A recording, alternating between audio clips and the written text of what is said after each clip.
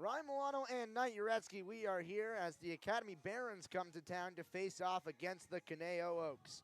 For the Barons, they are coming off of a streak in which sits them at the bottom of the California Collegiate League. They are going to try to work their way up the standings as they sit at 3-6 on the season. For the Oaks, they are also coming off a skid. They're sitting in 5th place in the CCL at 4-5, but they are tied for 3rd in terms of winning percentage with the Arroyo Seco Saints and the Orange County Riptide. The Oaks, they're coming off a week that they would like to forget.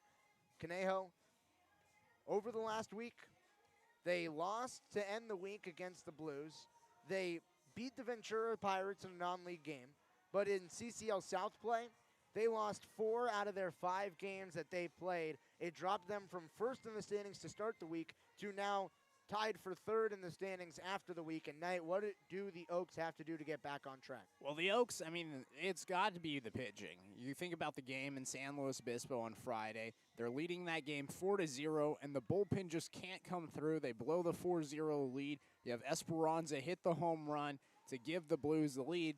And, you know, they just won the game because of that. Then in the game on Sunday against the Blues again, they're leading in that game. Late in the game, they give up a run, and they fall behind 5-4, and that's the end of it too. So right now, the Oaks, they're playing a lot of competitive games. They're just not executing. And so I think right now they got to work on the pitching a little bit, especially further down in the bullpen. They're playing in a lot of competitive games. They're just not winning it, and I think a lot of it has to do with the pitching. I think the offense is coming through when the offense is there, but the pitching needs to be a lot better on the back end. The Barons, they started the CCL season 0-4. They're on a little bit of a hot streak. They have won 3 out of their last 5, but they've only played 1 game since the Wednesday game where the Oaks traveled down to Compton. That was a 7-3 win over the Orange County Riptide. So the Barons, they're having a few games off of CCL play. It hasn't been as much of a compact schedule as we've seen from the Oaks. What do the Academy Barons have to do to continue their hot streak and jump back up the standings to, after this game, if they win, get competitive with the Oaks and potentially overtake them as the Barons are 1 game back of Conejo in the standings? Well, I think of them, it's the same thing as the Oaks. It's got to be the pitching. In that game against the Oaks on Wednesday, they were leading in that game. It was late in the game. You thought it was going to be a competitive game. The Oaks, they scored 5 runs in the final 2 innings of that game. Actually 6 runs in the final 2 innings of that game to take back the lead. It was 6-5 entering the 8th inning. The Oaks, they scored 2 runs in the 8th inning to make it 7-6. Then the Oaks scored 4 runs in the 9th inning that really blew out the game to make it 11-6. But a lot of that had to do that back-end pitching for the Barons. So they're winning competitive games. They played against the Foresters on Tuesday. They won that game 4-2. So this team has showed that if the pitching is there, they're going to be able to score runs and they're going to be able to win games. But it's similar to the Oaks. Their bullpen just hasn't been all that this year. And I think a lot of the play in the CCL, it has to do with the pitching. I mean, the offense is going to come. Like, this is an offensive-minded summer baseball program, but I think that it has to be with the pitching. Speaking of the pitching, we'll go back to the Oaks side. Donovan Waitman, among pitchers who qualify in the CCL, this includes both the North and the South. Waitman, he is 10th in terms of ERA, which means that he's been pitching a lot of innings because to qualify for the statistics, you have to have pitched at least 0.8 innings per game played. And when you are Donovan Waitman and these teams with the pitching rotation that you have, especially for the Oaks when you go 5 deep, that means Waitman, he's averaging just about 5 innings, if not more, per outing. And so Waitman, he just has a 4.63 ERA on the season. He's going to start on the hill for the Oaks, and this is not the first time he's played up against Academy. Last outing he had was also against the Academy Barons. Yeah, no, and Waitman, he had a little bit of a shaky start against the Academy Barons the last time he came out, but, you know, he's the type of pitcher, he throws a lot of strikes, he gets a lot of swings at pitches. The ball's going to be in play a lot, it feels like, when he's on the mound, and overall, his first 2 appearances, he was really, really good. The last time against the Barons, he wasn't as solid, but on the most part, you know, Waitman, he's a pretty solid pitcher. Let me look at his stats real quick. His first time he pitched, he only gave up 1 run in 3 innings, and then the second time he pitched, he gave up 2 runs in 4 innings. So I mean, although he did give up 3 runs in 4 2/3 against the Barons on last week's game, I think it was a solid performance. I think he just ran out a little bit of steam towards the end, but he's the type of pitcher that throws a lot of strikes and gets a lot of outs. Andy Hurtado going to be the pitcher on the mound for Academy. He has almost a better season, if you can say so, than we've seen from Waitman. He hasn't been the starter too often. He hasn't had any decisions so far this season, but he does have a 1.8 ERA through 5 innings pitched on the year, 2 of them being for saves, so he has come out of the pen quite a bit, but he has not gone over 2 innings pitched for the season. Quick lineups for both teams before we head to our national anthem break. For the Barons, Kemet Brown starting at shortstop, Chase Call in left, Christian Webb behind the dish, Darren McDowell at first base, Julian Boyd in center, Kamayu Neighbors at second, Alec Gonzalez on the hot corner at third, Basil Williams in the 8-hole, the designated hitter, and Ronnie Belton, he is in right field, and as we mentioned, the pitcher, Andy Hurtado for the Barons. For the Oaks, it's going to be TJ Foreman leading off in right field, Zach Gregory at second base, Grant Smith in third base, the hot corner for him. He has played at that hot corner quite a bit throughout the season. Reagan Burford, the designated hitter as he's been for the past few games. Brendan Bobo batting in the 5-hole. He's dropped from the 3-hole in which we normally see him down to the 5-hole. Anson Arrows behind the dish in the 6th spot. Raul Sandoval in center. Hunter Call going against his brother's team. He gets the start in left field instead of Austin Carrillo. And then to round out the starting lineup, JT Naviak. He is going to be the shortstop. A quick national anthem break before we get going. But before we head to that break, Knight, give me your quick reactions on the lineup for the Oaks. I think this is a very solid lineup. You're going to be seeing a lot of the key guys in there. TJ Foreman playing right field. You have Raul Sandoval, who's played a lot of time in center field today. Anson Arrows, he's going to be behind the dish, so that's pretty solid. Brendan Bobo, a little bit of a surprise. Not in the 3-hole spot, not in the 4-hole spot. Today, he's batting 5th. Thought that was pretty interesting. Grant Smith, he's going to be in the 3 spot. And Reagan Burford in the cleanup spot. Saw them do this the last time they played the Barons. Remember, he hit for the cycle against the Barons the first time these two teams played. The last time these two teams played, we saw Burford in the cleanup spot then too. So I think this is a very solid lineup, and that's what really stood out to me. The national anthem coming up. We'll step aside and be back for the start of this game against Academy.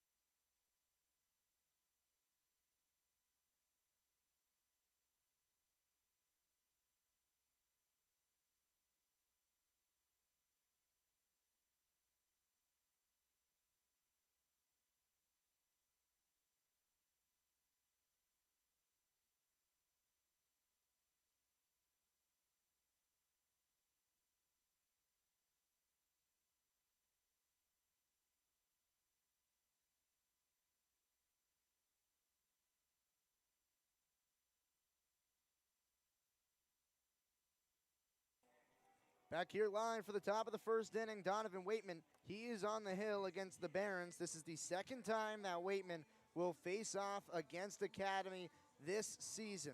Waitman, the last time he faced off against the Barons was the last time these two teams played. That came last Wednesday.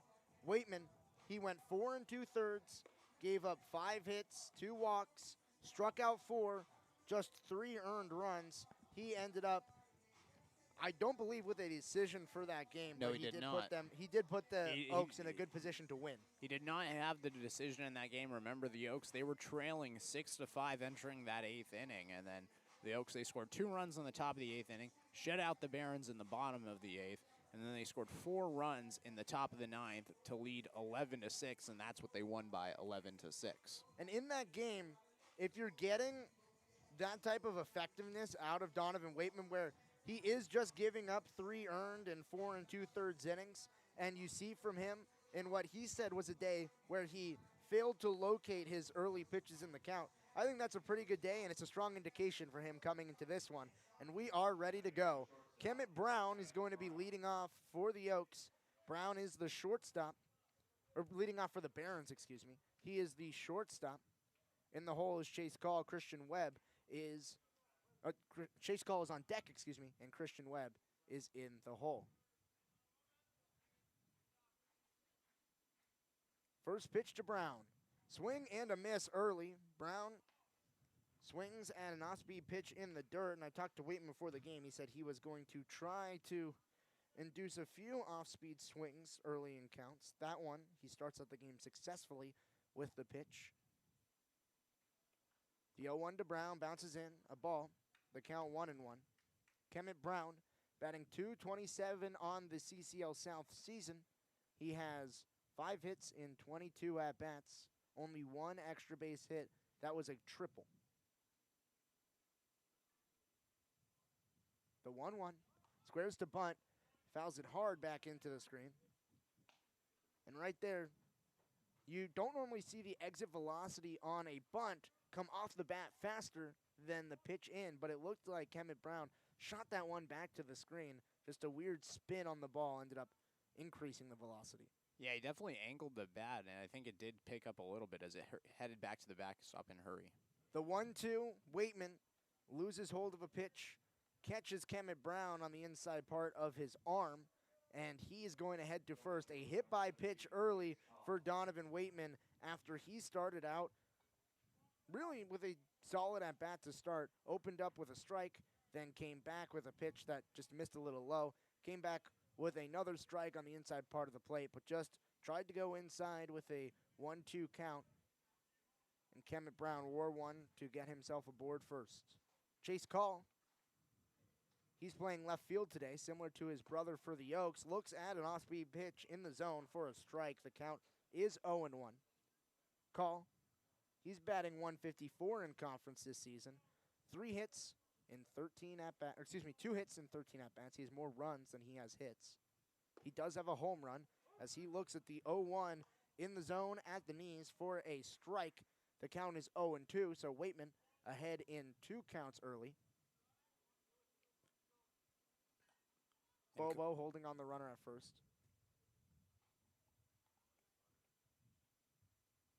The 0-2. Fouled back out of play towards the swimming pool. Not quite going to get in the swimming pool area. Going to bounce into the fence. And a fan will try to run that down before it will get taken away. Not nicely by these Oaks workers. Continue to steal souvenirs from fans. Yes, they do. Brown with a healthy leadoff first. Time is called. Waitman took a long time staring in the 0-2 count to Chase Call. And Call this season, he's only played in 4 games up until this game, and 2 of them have both been against the Oaks.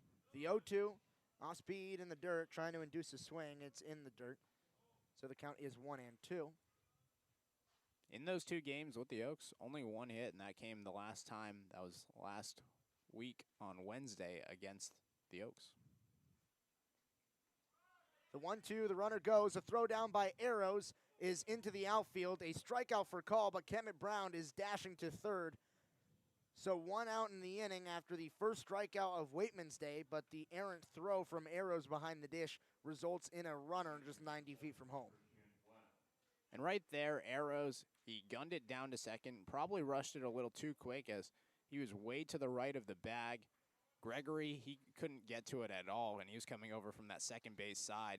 He'd like to be, or for that throw to be more on line, but because it was so far behind Gregory as he was charging towards the bag, the ball was just easily found its way to the outfield, and it results in another base for Brown. Christian Webb watches a slider miss the zone in the first pitch of the at-bat. The count 1-0. Webb batting .238 on the year, 5 hits, 21 at-bats. He has just 1 RBI on the season. An opportunity here for him to increase that total with a runner on third base. The 1-0, grounded to Smith at third, looks back the runner, throws to first, and there's 2 down in the inning.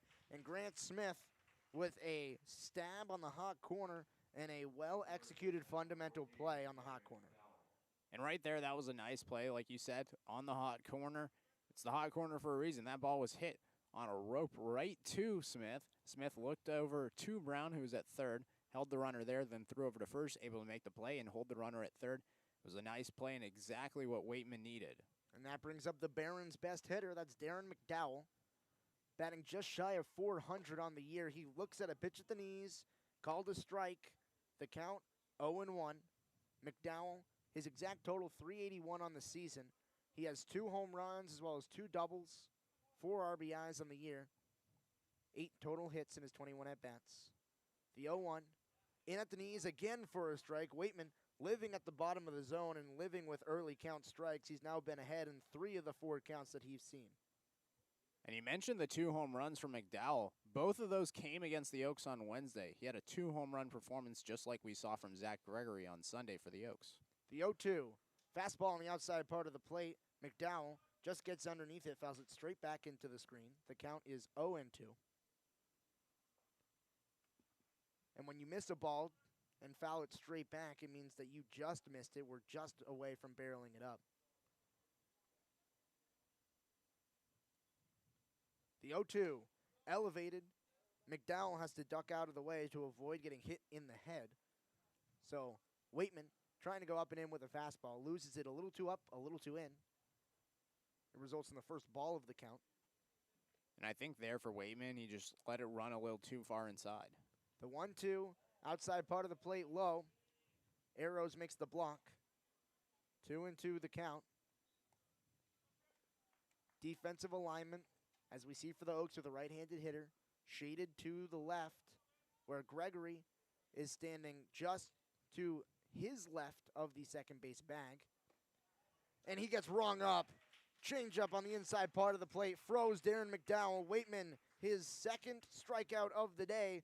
So a runner stranded on third on no hits, did not come around to score, and no errors in the inning. The 2 strikeout day in the first inning for Waitman will make way to the home half of the inning. You're listening to the Oaks live stream on YouTube.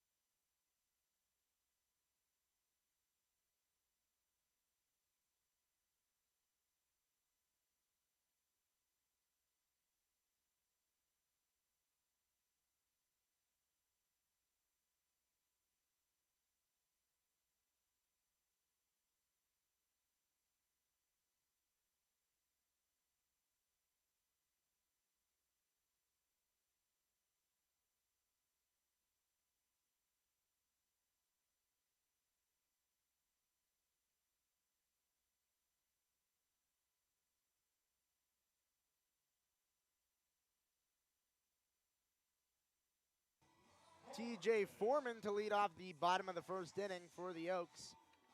Donovan Waitman shut down the Barons in the first half of the inning.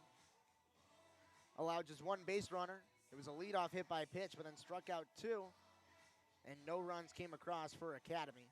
TJ Foreman trying to get on with the second leadoff man of the day in this ball game. Foreman batting .275 on the season. First pitch to him, swing and bounced foul outside of first. 0-1 the count. Andy Hurtado, the pitcher on the hill for the Barons. Hurtado, he's appeared in 3 CCL games so far this season, 2 against Santa Barbara, 1 against Arroyo Seco. The 0-1 to Foreman. Misses high and inside, a ball. 1-1 the count. In those games, he had 1 save. That was in his most 2 saves, actually. 1 was in his most recent appearance against Santa Barbara. His 2 most recent appearances resulted in the save. So 1 against Santa Barbara, 1 against Arroyo Seco as Foreman bounces one to Neighbors at second. High hop. Neighbors jumps, fields it, throws to first, and Foreman retired on 3 pitches. And it's definitely interesting that Hurtado's getting the start today because of those 2 saves, especially when 2 out of your 3 appearances are during the 8th and 9th inning, because the last time it was a 2-inning save against the Foresters. He's definitely one of their stronger pitchers, and for him to be starting here today, I think it's a pretty interesting move right now for the Barons. Zach Gregory, he comes to the plate for the first time today. He's coming off of a hot day on Sunday, the last time he came to the plate. 2 home runs in that game. Gregory watches the first pitch and fouls it high out of play. First pitch to strike. The count 0-1 to Zach Gregory. On the season, according to the CCL stat sheet, it says he's batting .231, but we and Zach both have a higher batting average for him. So the .231 on the CCL website is not quite accurate. He is batting quite a bit better than that and getting on base quite a bit better than that as he takes his base, getting hit on the second pitch of the at-bat, right on the shin. He has a guard there, so not hurt at all, but he is going to get aboard for the first time today. Yeah, and Zach was telling us that he was batting himself by his own calculated stats, that he was batting around .300, but if you combined his hits and hit by pitches, or excuse me, walks and hit by pitches, it was around 14 entering the day right there. Another example of him just finding a way to get on base. And it's another hit by pitch for him. I want to say it's his 4th of the year. Grant Smith, the new 3-hole hitter for the Oaks. We normally see Brendan Bobo in this spot with Smith batting cleanup. Now we see Smith moved up 1 spot to the 3-hole. He watches the first pitch, low, for a ball. The count 1-0 to Smith. Grant Smith, he's batting .259 on the season. He has 14 hits, as well as 5 extra base hits. That is 4 doubles and 1 home run. Gregory at first, as Smith skies one in the air to deep left. Tracking back his call at the track. He jumps, he leaps, he drops it at the wall. Gregory headed to third. The throw in, not in time. So a double for Grant Smith. 2 runners in scoring position and 1 down in the inning. And right in that play, I thought Call was about to make one of the best plays I've seen all year at this ballpark. He jumped up. It looked like he caught the ball in his glove. Then he hit the fence, but right as he hit the fence, the ball fell right out of his glove. The ball got down. Smith finds his way to second, and they're going to count that an error here at the park. And I wouldn't count that an error. That looked like a hit in every sense of the word. He drove that farther than we've ever seen a ball be driven to right field, or to left field, this season. Call jumped up against the fence. I'd be hard-pressed to call that an error. First pitch to Burford, bounces, a ball. The count 1-0. I think the reason why they call it an error is because it was in his glove and it fell out, and that's why it results in an error. We might have to, in between innings, go down to the scorer's table to figure out the actual scoring for that, as Burford bounces one outside of the bag at first. Or at third, rather. Count 1-1. I don't know what that means. If you like, I can search the web for. You might have to figure out the actual score for this perfect. 1-1 to Reagan Burford. 2 runners on, both in scoring position. The 1-1 off-speed pitch elevated out of the zone. A ball. And if you're wondering why me and Knight are laughing, it's because Knight is trying to look up and get the exact ruling on whether that should be clarified an error or a hit. And, you know, with Max, his Siri went off in the middle, and it's very comical as Burford. He looks at a 2-2, and when I said Siri, the Siri on my phone started acting up. There We you need go. to stop it. You know, it's bad. I mean, I was just trying to look up an error. Some reason my computer went off, and, you know, it was a funny moment. But I did find out the definition of an error, which I'll say right after this pitch. The 2-2, Burford grounded outside the third base bag. It was very close down the line. I thought the umpire was going to call it fair. It just bounced outside of the bag at third. It was inside of Gregory taking his lead. Hard hit ball that would have scored 2. But Burford now still in a 2-2 count.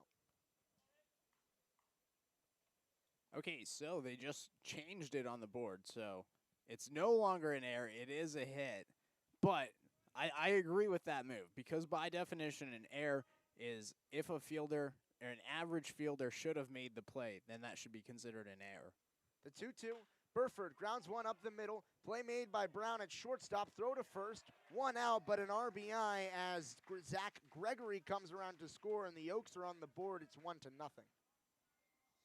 And that was a great at-bat for Burford, coming back, getting an RBI ground out. And that's exactly what you need to do. Obviously, you don't want to hit in that situation, but a ground out results in a run and you take the lead. But going back to what I was talking about, it's this: an average fielder should have made that play, then it should be counted as an error. I don't think that was an average play right there. I think it was a hard play, and not every fielder is going to make that play. Exactly, and that's the reason why I thought that it should be clarified as a hit, as Brendan Bobo watches one in at the knees. A strike, the count 0-1. Bobo now seeing himself the furthest down in the order we've seen him all season in the 5 spot. The 0-1, he thinks about it, it bounces in, a ball. 1-1 the count. Grant Smith at third. We see Gonzalez shaded a little bit towards third base in case Andy Hurtado wants to make a move towards that bag to pick off Grant Smith to save Smith from taking a large lead and bigger secondary lead. Leaves a big gap between short and third as Bobo skies one out of play. 1-2 the count now to Brendan Bobo. And Bobo, he was talking to me, he was telling me he has an uppercut hit or swing, and that's really kind of has resulted in his slump of sorts that he went on a similar slump in college, and right now he's just getting under a lot of balls right now. The 1-2 looks at it outside, the count 2-2. And Bobo has broken out of his slump a little bit.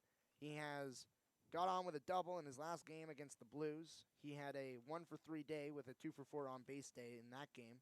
And really throughout the entirety of the last few games, he has been hitting the ball relatively well as he fouls one straight back into the screen, one that night you would have made a play on if the screen weren't there. Absolutely. I mean, it was just above my head. There's no screen here. My glove also right next to me. I think I could have got it. I don't know where I put my glove. Wow. Hopefully I didn't lose it. Never staying on your toes, are you, Ryan? Most of the time I am on my toes. The 2-2 to Bobo. He swings, misses, ball in the dirt, strikeout, inning over. The Oaks, they score 1 on a Grant Smith double to the wall. They leave him on third base. No errors in the inning. It was credited as a hit. And the Oaks are now going back on defense, the top of the second inning, when we return on the Conejo Oaks live stream presented by KDTV.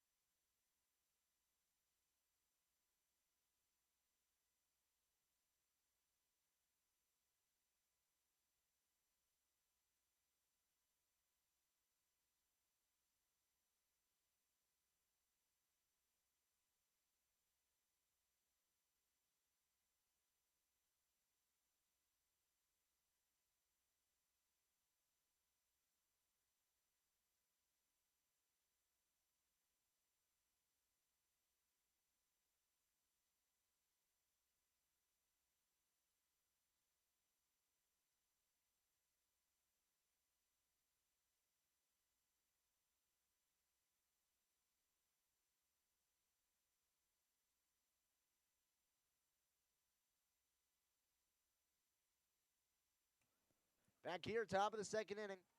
Julian Boyd leading off for the Academy Barons. Donovan Waitman now holding a 1-0 lead after the Oaks in the home half of the first. Strike first as Julian Boyd cuts through a pitch right over the heart of the plate. The count 0-1. And it was a great inning for the Oaks. They got 2 runners in scoring position, got a run after the RBI ground out from Burford. Brown swings and misses, or Boyd, swings and misses. The count 0-2 to the center fielder for the Barons. And this is exactly what the Oaks wanted to do. You have Waitman on the mound. He's not going to give up a lot of runs, consistently giving up around 2 runs if you look at his average, and that's exactly what you need. The 0-2 fouled off into his body. 0-2 will be done over again. Boyd on the season, batting .227. He has 5 hits and 22 at-bats, including a home run, just 1 to his name this season. He's also a bit of a threat when he's on the base paths, 3 stolen bags on the year.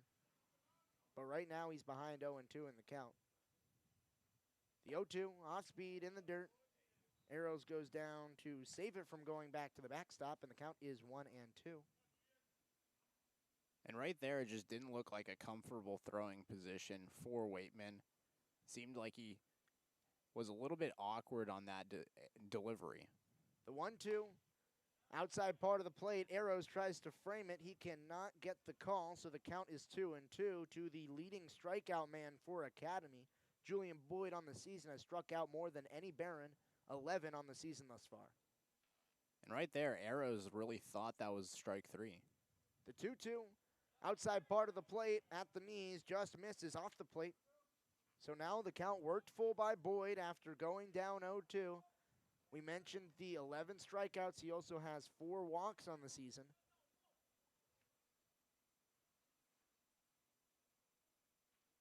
The payoff pitch, swung on and missed. Donovan Waitman picks up his 3rd K of the day. Julian Boyd goes down for the 12th time on the season.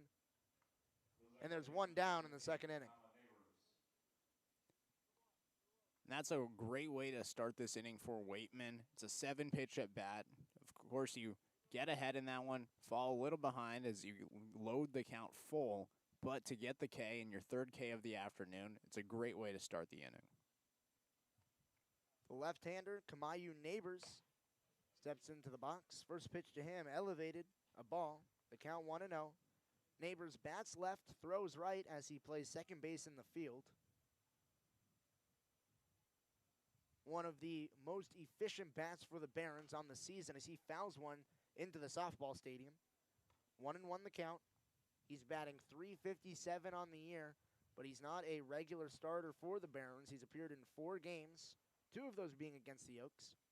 He has 5 hits in his 14 at-bats. No extra base hits so far on the season. The 1-1. Cut on, foul tipped into the glove of Arrows. 1-2 the count to Neighbors. Waitman, he has been effective in striking men out to start the day. He already has 3 strikeouts, and he's up ahead in the count. 1-2 on the season. As he lifts one to shortstop, Naviak goes back, and it's going to drop into shallow center. So a 2-strike hit for Kamayu Neighbors. That makes it his 6th hit of the year and his 6th single. Waitman on the year, he has 8 strikeouts. Now with the 3 today, make it 11. He is one of the lower strikeout totals. He's actually the lowest strikeout member of anyone who qualifies for ERA statistics, which means anyone who has pitched in the minimum .8 innings per game. He is going to raise that total with his 3 strikeout day already early. That brings up Alec Gonzalez, the 3rd baseman. He thinks about the first pitch. It's on the outside half of the plate. He gets called for a strike. And I think that's what I was talking about pre-game. He throws a lot of strikes. He's going to let a lot of pitches be hit, but he throws them in great locations that he can get out. The 0-1 in there for a strike, breaking ball that catches the inside half. So the count 0-2. And we've seen in every at-bat today that has gone longer than 3 pitches, Donovan Waitman has gotten ahead. The 0-2, breaking ball, a slider that misses up and away. It was close, did not get the call. The count is 1-2. Big gap between first base and Gregory at second. It's a right-handed batter with the shade to the left and Bobo holding the runner on at first.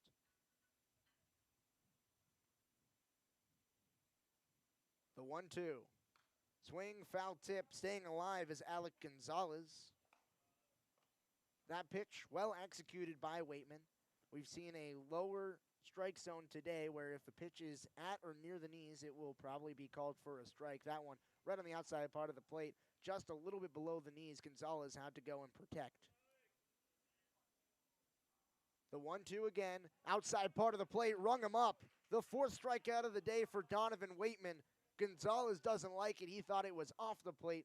Arrows with the frame and 2 down in the inning.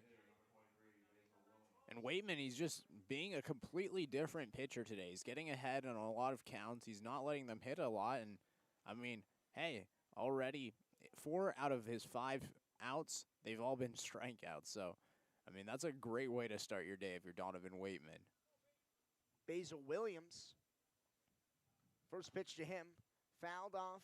So he loses part of his gear, go behind the dish. So the count 0-1. Williams on the season, one of the least effective batters for the Barons, batting just .059 on the year. He has a single hit in 17 at-bats. He has reached base 4 times, once on a hit by a pitch, twice on walks, and then that single.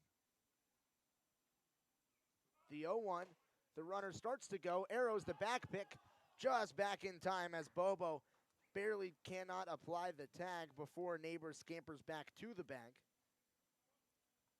And that was a close play at first base. Yeah, that was insanely close. I thought Arrows possibly had him right there. The throw was perfect, right at the bag, right at the glove of Bobo. And, man, that's just a tough break.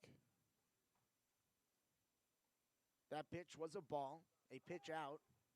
Time called as Waitman stared in for a long time with Neighbors, the runner at first, dancing off the bag. This is the second time we've seen Waitman have time called for waiting too long to throw the pitch in.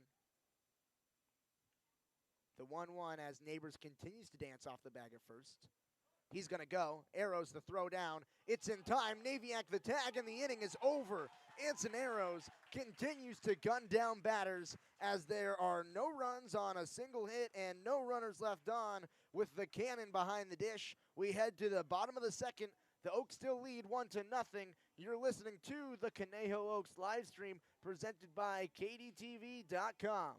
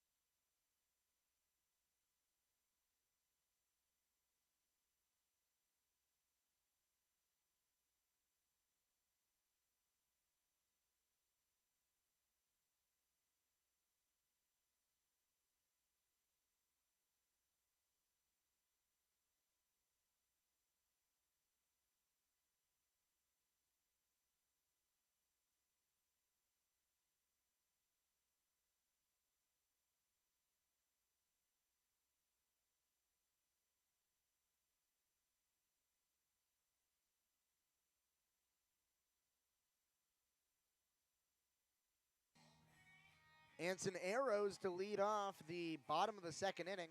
The Oaks, they're ahead 1-0 after Arrows defensively came up with a big play to end the last inning, caught stealing Kamayu Neighbors.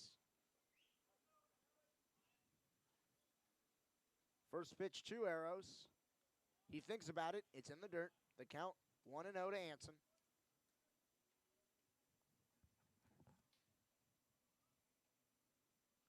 Anthem has been someone that has been effective from both sides of the dish on the season, batting .350 on the year as he watches one outside. Webb tries to frame it, but turned his entire wrist over to get the ball into the zone. And as an umpire, you're not falling for that from a catcher. No, you're not. But, Arrows, he's been impressive in league play. In conference, he's batting .400. Arrows lines one right back up the middle, increase that total. A leadoff single for Anson Arrows. And there you go. It's the discipline. The first two pitchers he saw, didn't really like him. Watched him for balls. Then he comes back with the third pitch. Knew it was going to be a favorable pitch for him. Hits it right back up the middle, and you get yourself a board as the leadoff man. That's exactly what you want out of your six-hole hitter if you're Coach Solis. So now Arrows, he gets a board with a leadoff single. Raul Sandoval, he comes to the plate, and where Arrows has been incredibly successful on the season, Sandoval, he's in a little bit of a slump. Batting .077 on the year, watches the first pitch off the plate, a breaking ball that misses. The count 1-0. Sandoval now is trying to make some slight adjustments to his swing as he started the season just 2 for 26 to start the year. Arrows dives back into first on the pickoff attempt from Hurtado. And Sandoval, it's now a front foot lessening the motion. He used to have a leg kick. Now he's trying to keep that front foot down and keep the motion short, compact, and limit all the variables. As back pick, back to Arrows, gets away from the first baseman. Anson's going to head to second base as the back pick by Webb, not accurate. Arrows forces an errant throw, and now a runner in scoring position with no one down in the inning. And Arrows right there, he was getting an aggressive lead. Right there, had the catcher Webb throw back to first. Arrows able to dive in there safely, even if the throw was there. But the throw was not there from Webb, and that's exactly the position you set yourself up in if you're a base runner. You want to be aggressive, make him throw for that possibility of an error. Forces an error there as he heads the second, and now a runner in scoring position with nobody out for the Oaks. And Andy Hurtado and Christian Webb, the catcher, they're meeting at the mound. I'm not sure if it's Hurtado giving the pep talk to Webb or the other way around. Normally you see the catcher talking down the pitcher, but after that errant throw from Webb down to first, it might be Hurtado giving the pep talk. I think also maybe they're just trying to get on the same page right now. First two pitches to Arrows was balls, and now the first two pitches to Sandoval were balls, so maybe try to figure some stuff out and get on the same page. The 2-0 to Sandoval will have to wait as Hurtado, now paying extra attention to Arrows at second, steps off the hill, forces Arrows to retreat. Both Neighbors and Brown showing attention to the runner. It's Neighbors' sole responsibility as the second baseman, though, if a pickoff is to happen. The 2-0, Sandoval looks at one over the plate, at the knees, a strike, 2-1 the count. And it's very interesting. Neighbors as the second baseman, he's been dancing and toying with Arrows too. It's kind of similar to how we saw him on the base paths, a very flashy type of player.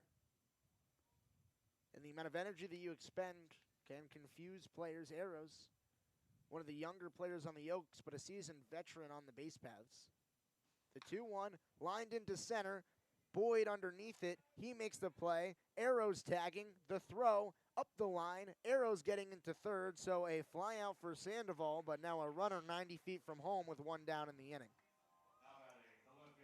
And for Sandoval right there, although you get out, it's not the result that you want, especially with a runner in scoring position. You like that ball to be a little bit lower to get down for a line drive single to score Arrows. But with the sac fly, you put a runner 90 feet away, and you're that close to being able to extend the lead from 1-0 to 2-0.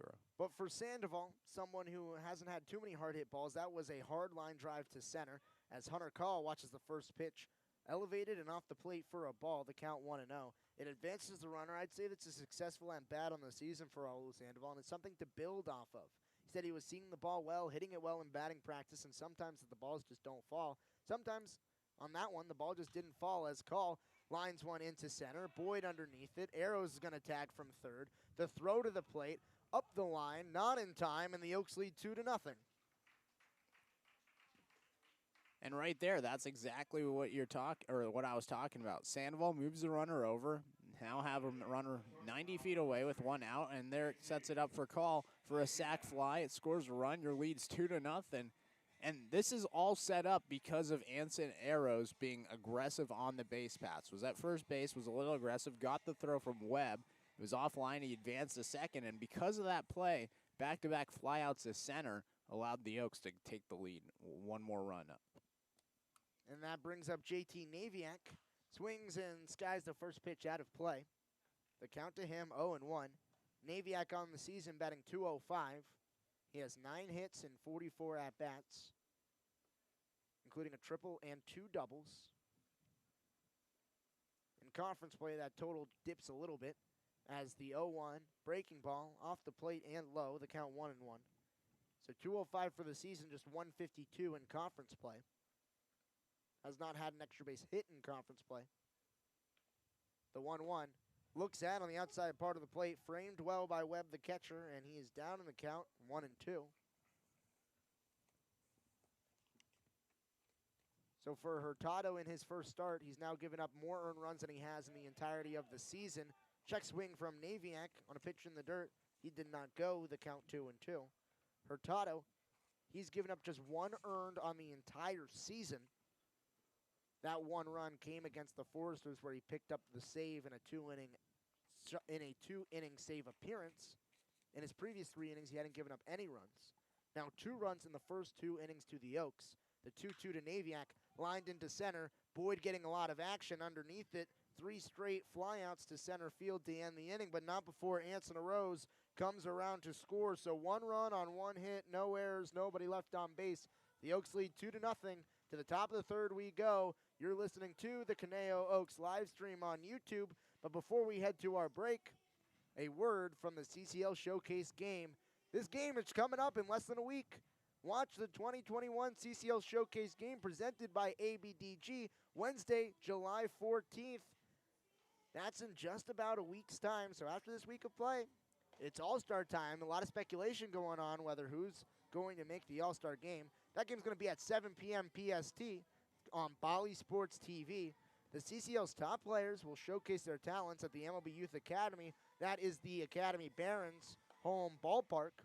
Pre-game workouts will begin at 4 p.m. Tickets will be available at the gate. And for more information, visit calsummerball.com. That's calsummerball.com. Be sure to follow the action on social media using the hashtag CCLBaseball. A lot of ramping up baseball and all-star play. Players trying to cement their spots for that game over the weekend. We'll be back for the top of the third.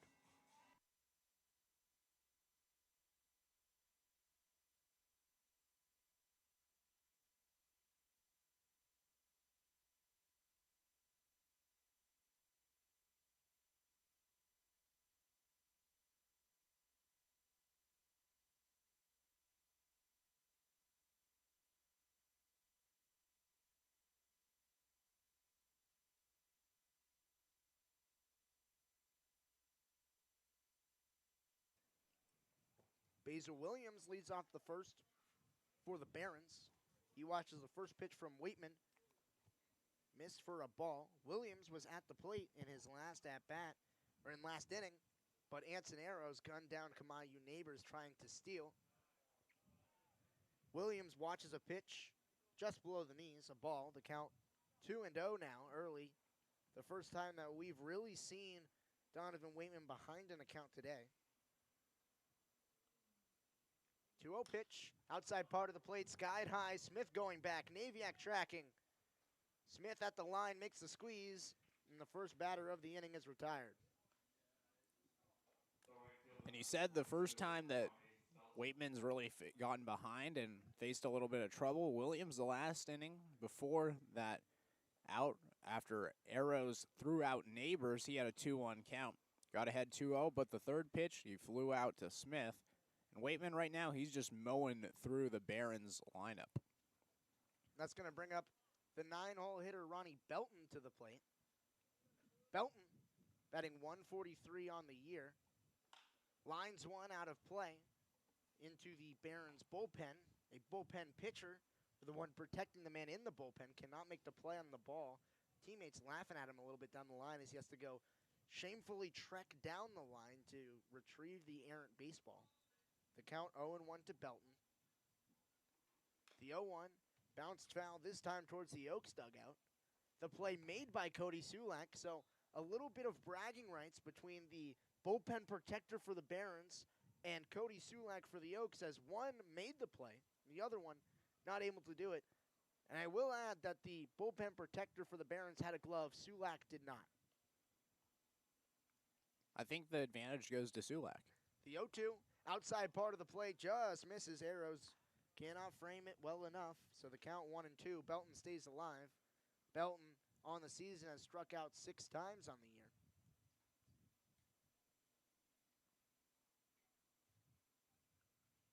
The 1-2. Off-speed pitch, catches him at the knees on the outside part of the plate. The 5th strikeout for Donovan Waitman, and he is dealing. He has 5 strikeouts today. Coming into the day, he had 8 total on the season, so he's bringing a little extra stuff to the mound today as the lineup turns over for the first time. Yeah, and he's just getting them a lot. Looking so far in those strikeouts, 3 of them have been for batters looking at him, and man, his stuff's been filthy today. Kemet Brown swings at the first pitch and misses. Brown was down 1-2 in the count in his last at-bat, but he reached base with a hit by pitch. He's been the only player for the Barons to be stranded in this game. He ended up at third, but could not get advanced any farther. The 0-1 cut on and missed, so Brown, he was down 2 strikes in his first at-bat, now down 0-2 in this at-bat. Donovan Waitman is dealing on the hill. Arrows working in the opposite batter's box, gets some dirt on his hands. Back in his catcher stance. The 0-2 hits him again. So after 2 strike counts to Kemet Brown, Waitman loses 2 pitches to him. And so for the second consecutive time, Kemet Brown is aboard with a hit by pitch. And you could see the frustration right on Waitman's face. Immediately shoved the glove to his head, was in complete frustration, then slapped his mitt. Man, you know, he's really frustrated right now after hitting Brown for the second time, and it was a very similar situation. Brown, the 2 strikes, got ahead, thought maybe a strikeout to start, and maybe a strikeout here. Hits him. Chase Call to the box for the second time today. First pitch to him off the plate. 1-0 the count. Call struck out on 4 pitches his last at-bat. We see Brown at first getting held on by Bobo. The pickoff back to him, not in time. Diving back in easily is Brown. And the most killer is 2 out base runners, allowing 2 out base runners via the walk. That's what pitching coach Scott Radinsky said. Hit by pitch is a similar aspect. The 1-0 in at the knees for a strike, 1-1. And we saw with the Oaks in their last game against the Blues, they had in the top of the 9th inning 2 outs with no one on, then allowed 2 2-out walks as Call swings through a pitch. It's now 1-2. And then an RBI single being the deciding run in the 6-5 loss for the Oaks last Sunday. Call down 1-2 in the count for the second time today. The pitch cut on and missed. 2 consecutive 4-pitch strikeouts to Chase Call, and Donovan Waitman has 6 Ks on the day as he continues to pitch shutout ball through 3. No runs on no hits, no errors, and Kemet Brown left on first. The bottom of the 3rd inning coming up when we come back on the Conejo Oaks live stream presented by KDTV.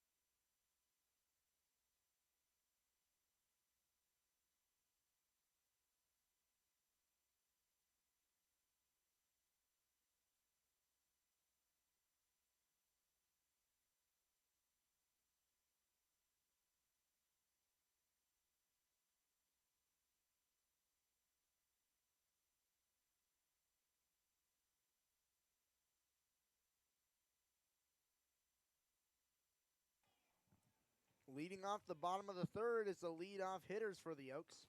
Foreman watches the first pitch in for a ball. When he led off the first inning, he grounded out to second base on 3 pitches. And I was talking with closer Clay Rickerman about who he's seen hitting the ball the best in batting practice, and he says TJ Foreman absolutely smokes balls off his barrel in batting practice. And that even though he hasn't had too many extra base hits this season, they will absolutely come because he has seen Foreman driving the ball in batting practice. And now we see the home plate umpire talking to either the Barons dugout or some of the fans down the Barons side. I think it's someone in the dugout. It's a very unique situation. Haven't seen that much. The umpire yelling at a dugout. The 1-0 fouled back into the screen, 1-1. And I wonder what that could be about because we saw the Barons manager. He sort of motioned to the umpire, okay, we'll make it stop. But I didn't hear anything coming from the dugout. The 1-1, Foreman bounced foul into the Oaks dugout. Grant Smith in the hole tried to make a play, but when you have a bat and the ball's coming towards you, it's tough. So Grant Smith on the list with the bullpen protector for the Barons of unsuccessful plays made on foul balls today. Such a shame. The 1-2, Foreman swings and misses. 4 pitches and a K. The second of the day for Andy Hurtado. And Hurtado right now gets that K, and this is the longest that he's pitched all season. 2 1/3 now after the strikeout to Foreman. His longest appearance prior to that was that 2-inning save the last time he came out. That was against the Foresters, and now here today, pitching the longest he's had in that starting role instead of that closing role. He faced 11 batters in the Foresters' 2-inning save, the last outing he had. Zach Gregory, the 11th batter of the day that he's facing, watches a pitch in the dirt, the count 1-0. We were talking with Zach Gregory before the game, and what we've noticed is that Zach Gregory has been getting deeper in counts than any Oak or any other player that we've really seen the entire season. And Gregory, he takes pride in that. The 1-0 Gregory. Swings, skies one, shallow right field. Belton coming in, trending towards the line. Makes the play. So 2 outs here in the inning. And I think there was a little bit of an announcer's jinx right there for you, Ryan. You said he's been extending counts, working it. The first 2 at-bats for Gregory today, 2 pitches each time as he flies out to right field on that second pitch to him. And, you know, right now for Gregory, got hit by a pitch his first time, came around to score. Still, 50% on base percentage to start this game. I think he's a little satisfied with that. Especially when you scored 1 of the 2 runs for the Oaks today. Grant Smith launches a pitch that bounces in. 1 ball, no strikes. The count from Andy Hurtado to Grant Smith. Last time up, Grant Smith drove the hardest righty pull hit we've seen all season against the wind to left field to the wall. As he drives one opposite way now, Belton trending towards the line. It's trending towards the bullpen and out of play. That was as opposite of a hit you could get. The first time rocketed to the left field wall, that time lifted out of play. Didn't even make it into the park. Smith took his center cut fastball and drove it full power. That one he shot opposite way on an outside off-speed pitch. So 2 different approaches. The 1-1 above his head. 2-1 the count now to Grant Smith. And we see a big hole up the middle right now. Brown at short, shaded to his right, and Neighbors shaded to his left. Brown, or Smith dribbles one inside the third base bag. This is going to be extra bases again. Smith headed to second. Call gets it against the fence, and another double for Grant Smith. 2 doubles, 2 hits for the day for Grant Smith, and now 2 outs with a runner in scoring position.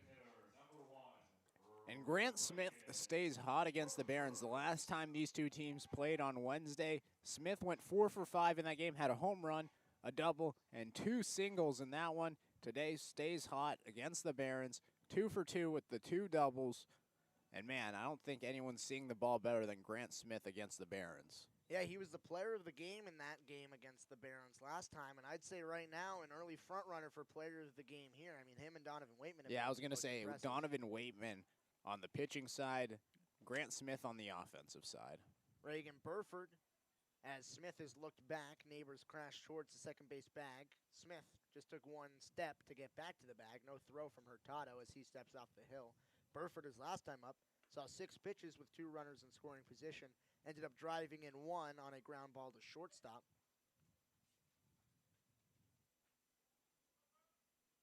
So now the infield, or middle infield, together up the middle as Burford watches a pitch that catches the outside part of the zone. 0-1 the count.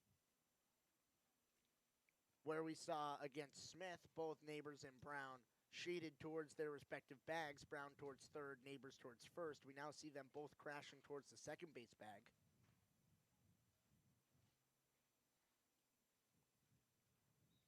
The 0-1 to Burford.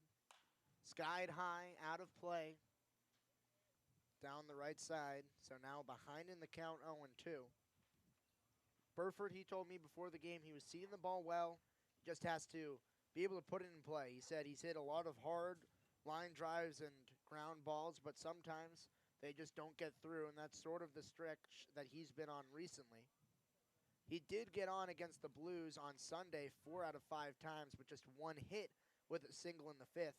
He walked twice and was hit by a pitch. So for Burford, in terms of barreling up the ball, it's just about getting it past the opposing defense. I'd say a 4 for 5 on base percentage day. It's not too shabby. No, that's pretty good. The 0-2 to Burford. Thinks about it. Check swing. He's run up anyways. A strikeout looking, the 3rd of the day for Andy Hurtado. As we head to the top of the 4th inning, the Oaks, they lead 2-0 on no runs and the Grant Smith double. He's left on second base. To the top of the 4th we go.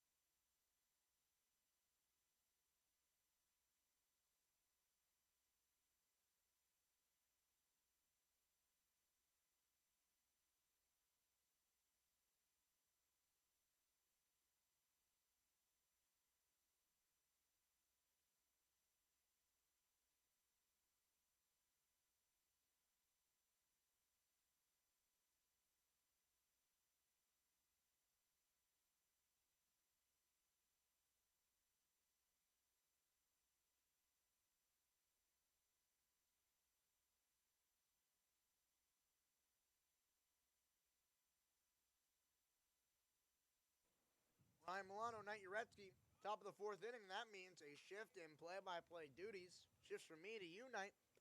Thank you, Ryan. So Donovan Waitman on the mound. It's his 4th inning now of work. As the first pitch to Christian Webb is in there for a strike. A slider finds the outside corner. It's now 0-1 to Christian Webb. The Oaks, they were held scoreless in the bottom of the 3rd. First time today they were held scoreless. Scored a run in the previous 2 innings. And that's why we're here 2-0 as Webb grounds one right to the right side. Waitman picks it up, tags out Webb, and he's retired. And that was a really heads-up play by Donovan Waitman right there. The ball, it was going to be a close play if Waitman wanted to try to flip it over to Bobo at first, and there's a lot more variance in that type of play. So he picks it up, makes the tag down the line. Something that I didn't think of, but Donovan Waitman, much smarter than me. Seen oftentimes this season, the pitchers, they'll pick it up and then toss it over to first. Sometimes they'll run to the first base bag. If they're not feeling the toss, they'll just tap on it. There, Waitman picks it up, then tags out Webb. And now one is gone with nobody on, and up to the plate, Darren McDowell, the first baseman. First pitch to McDowell. This one's grounded to the right side. Gregory, the second baseman, picks it up, throws over to first, and McDowell's retired on the first pitch sent to him. So 2 easy early outs for Donovan Waitman right here. He was sort of working through the last few innings with not a high pitch count, but a above average pitch count, especially for having not given up any runs. 16 in the first, 20 in the second. Those are a little bit above average than what we see from no-run innings. So now coming back here, just a few pitches to start out, solid. First pitch to Julian Boyd misses low, 1-0, and you mentioned the high pitch count, but he did have 6 strikeouts. So when you're having that many strikeouts, especially in counts like 3-2, he's had a couple of times, it's going to result in a lot higher pitch count than normal, as Boyd almost wears one. It's inside. It's now. No, he did wear one, and he's sending over to first. So Waitman, that's the 3rd hit by pitch for him today, where he's only allowed 1 hit, hasn't walked anyone, but he has brushed a few batters just a little bit too far inside. And right now, Dave Zerle's talking to the home plate umpire, trying to make sure that his pitcher's not going to get a warning, not going to get anywhere near being tossed for having hit 3 now batters through 4 innings. They're talking here. Maybe Solis wants to challenge that, say it was a foul ball off the end of the bat. That's what I'm thinking. On the scoreboard, they put 1-1 like it was a foul ball. And no, they do award Boyd first base.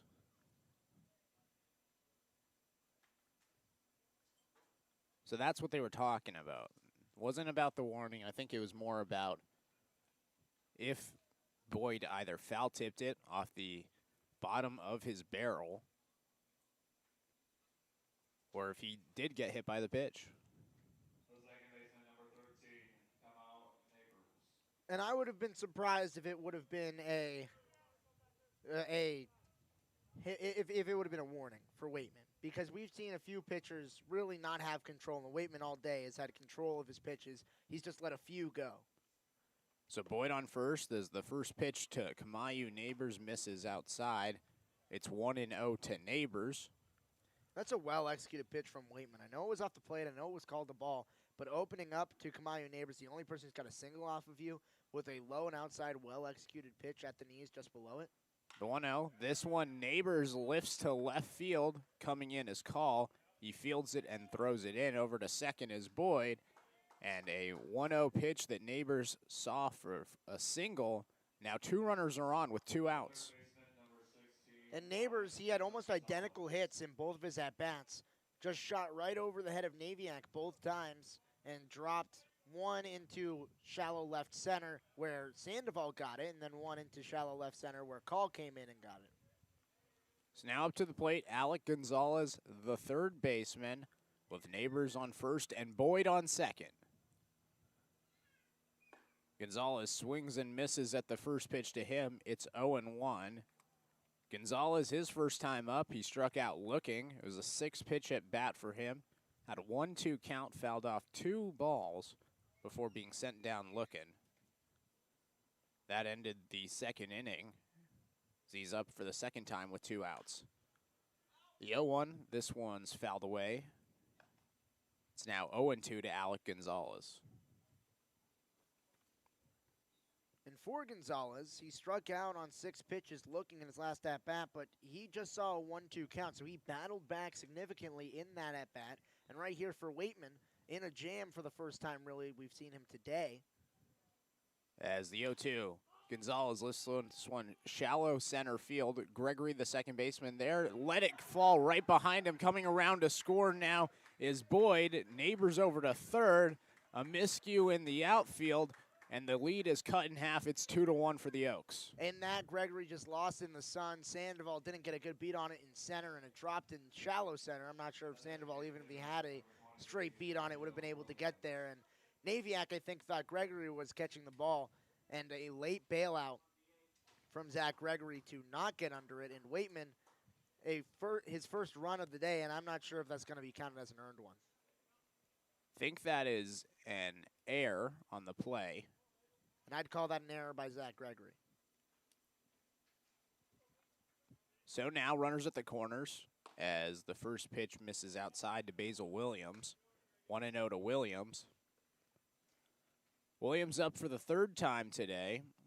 His first time he didn't get to finish his at bat as Kamayu Neighbors was caught stealing.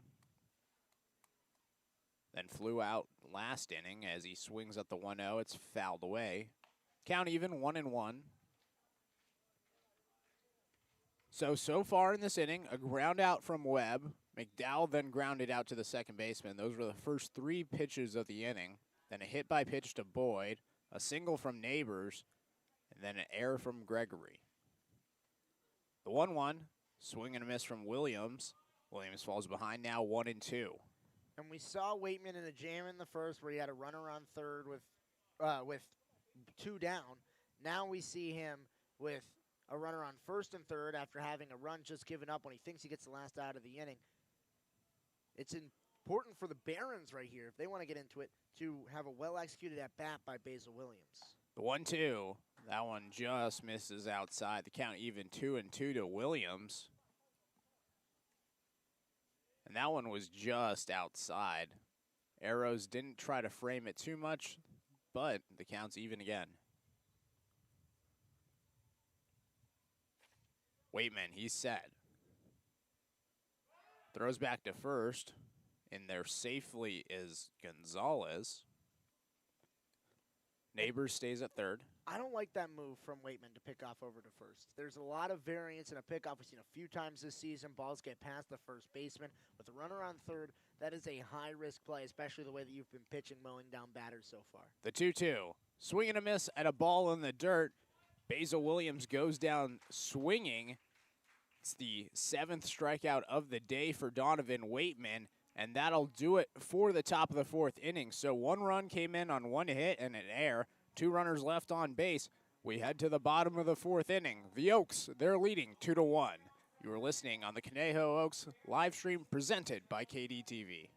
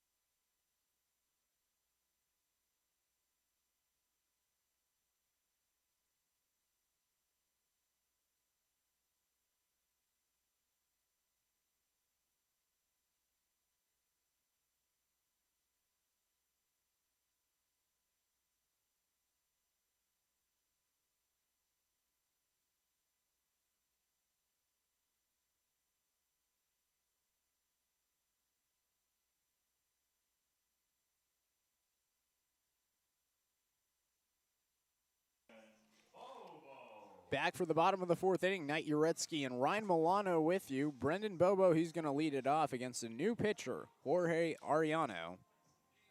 It's a lefty-on-lefty matchup as the day for Andy Hurtado is over. First pitch to Bobo in there for a strike, 0-1. Ryan, final stat line for Hurtado. 3 innings pitched, 3 hits, 1 hit by pitch, 2 strikeouts, and 2 earned. Speaking of hit by pitches, Brendan Bobo's hit by a pitch, drops the bat as he heads over to first. So the second pitch Brendan Bobo saw after an 0-1 count, it hits him. It's an easy trip to first, and the leadoff man's aboard for the Oaks. Anson Arrows steps up to the plate now. Arrows today, he had a single his first time up. That was in the second. He sent one right back up the middle. This time he's batting on the left side of the plate as a righty hitter. First pitch to him misses in the dirt. 1-0. Arrows his first time up, like I said, hit the single, but he was batting lefty against the right-hander Hurtado. Now, facing the lefty, the switch hitter on the left side of the plate stands in with a runner on and nobody out. I always think it's interesting when Arrows has to switch between sides of the plate in a game. Second pitch misses high and away, 2-0. Because Arrows is a natural right-handed player, he says that he sees the ball more naturally from the right side of the plate, but he's worked so hard on being a left-handed hitter that he's put more practice into it. The 2-0 misses in the dirt, ball. 3 straight balls to Arrows, and it's now 3-0. He still practices from the right side of the plate, but you have to work to be competent as a hitter on the left-handed side of the plate if you are a natural right-handed hitter. So it's a little bit of a difference there. So it's interesting to see when he goes from the left side to the right side. The 3-0 inside and a 4-pitch walk to Arrows. And I guess we won't even get to see him hit. I guess him talking about how well he sees the ball is the only thing that we need, as he watched 4 straight pitches go by him. Now Oaks in a big-time opportunity to come through in the inning. And already a visit right now for the Barons. Arellano at the mound, being talked to by the pitching coach. So, the first 2 batters, Brendan Bobo hit by a pitch, had a 0-1 count, but now he finds himself on second after the 4-pitch walk from Arrows. And last inning, the Oaks, they had Grant Smith hit a 2-out double, but that's all they got. TJ Foreman struck out. Gregory, he flew out. Burford, he struck out looking to end the inning. It's the first inning the Oaks did not score, as they scored a run in the first and a run in the second. Arellano, he was the starting pitcher the last time that these two teams faced, and that's actually the second walk that he's given to Anson Arrows. So he has not been able to find the strike zone against Anson Arrows. First pitch to Sandoval, misses in the dirt, 1-0, and you mentioned it, the last time these two teams played, Arellano, he was the starter of the day for the Barons. In that game, had the 1 walk, that was to Anson Arrows, but in that game, no runs on 2 hits. It was a solid performance. The 1-0, Sandoval fouls it away. Count even 1-1. It's not completely the same as his last performance, as he struck out Brendan Bobo for his only strikeout of the day. Here he opens up with a hit by pitch to Bobo. There you go. It's also an efficient day. Faced 7 batters in 2 innings and had 2 hits.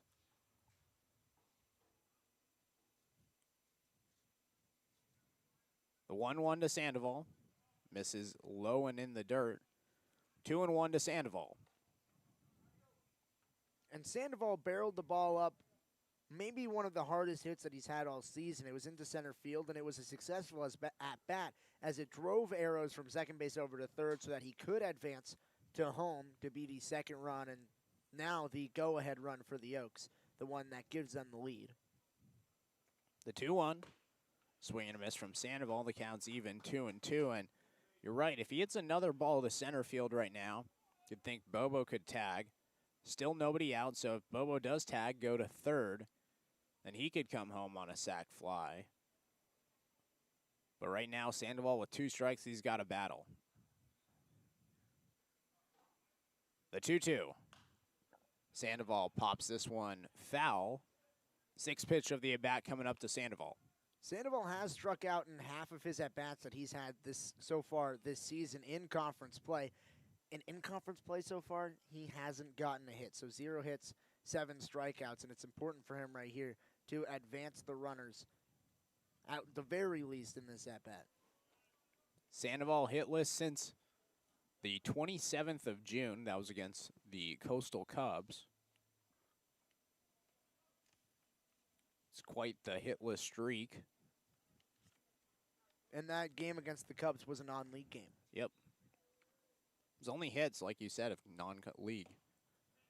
Pitches high, full count. He had 1 hit against the Cubs and then 1 hit against the Pirates. Since then, 0 for 3 against the Saints, 0 for 1 against the Barons, 0 for 3 against the Foresters, 0 for 3 against the Blues, 0 for 5 against the Pirates. That was on July 3rd on Saturday, and now 0 for 4 against the Blues as he rips this one to right field. Tracing back is Belton. Now it's off the wall. That ends the streak of hitless days for Sandoval. Sandoval now heads over to second as Arrows was caught at first, trying to decide if this was going to be a hit or not. Finds himself at third. Bobo comes around to score from second. And how about Raul Sandoval? Hits a double off the opposite field wall. And the Oaks, they lead 3-1. And that had a chance to go. That one looked good off the bat. It was barreled up, and I think that this might be the sign that we see that the hitless streak and the slump for Raul Sandoval might be coming to an end, as he's had 2 very hard hit balls so far in this game, and that one was almost a 3-run shot over the wall. It resulted in an RBI anyways, and there's still no one down in the inning. So Hunter Call steps up. First pitch to him in there for a strike called. It's now 0-1. Arrows at third, Sandoval at second. As Call steps up to the plate for the second time. His first time up, flew out to center field on the first pitch to him. The sac fly, as the second pitch to him is in there for a strike. It's now 0-2. Call has also been someone on the season who's been susceptible to the strikeout. In league play this year, he has had 5 strikeouts and 12 at-bats. So similar to what we've seen from Sandoval. He's had 10 total strikeouts on the year, including 5 in non-league play. The 0-2. That one low. It's 1-2, and we've seen throughout the year Hunter Call be susceptible to striking out looking. Had a 3 strikeout performances last time he played, and all 3 of his strikeouts were looking. Ariano set. The 1-2. That one ran a little inside, hit Hunter Call. You can hear the disagreement from Call. The umpires called foul. Call said, no, no, no. And hit him right on the wrist. Coach Dave Solis is going to go out to talk to the umpire. But, I mean, if you're Hunter Call, I'd be irate in this situation. Hit by pitch on the wrist. They say it hit the knob of the bat, but Hunter's going to have to go back into the box, even though I think that he got plunked with that pitch. I thought he got plunked too, especially because of his instant reaction. Now the umpires are going to talk. It's a huge moment right now because if he is sent to first, then the bases are loaded with nobody out. The umpires, they're talking right now. Call continues to be looking at his wrist. I mean, it's not easy to brush off some of these pitchers. Some of these pitchers in this league ramp it up to 95, 96 miles per hour. I'm not sure if Ariano is throwing with that same type of velocity, but it's still a collegiate pitcher on the mound. Getting hit with that type of pitch is never feeling good.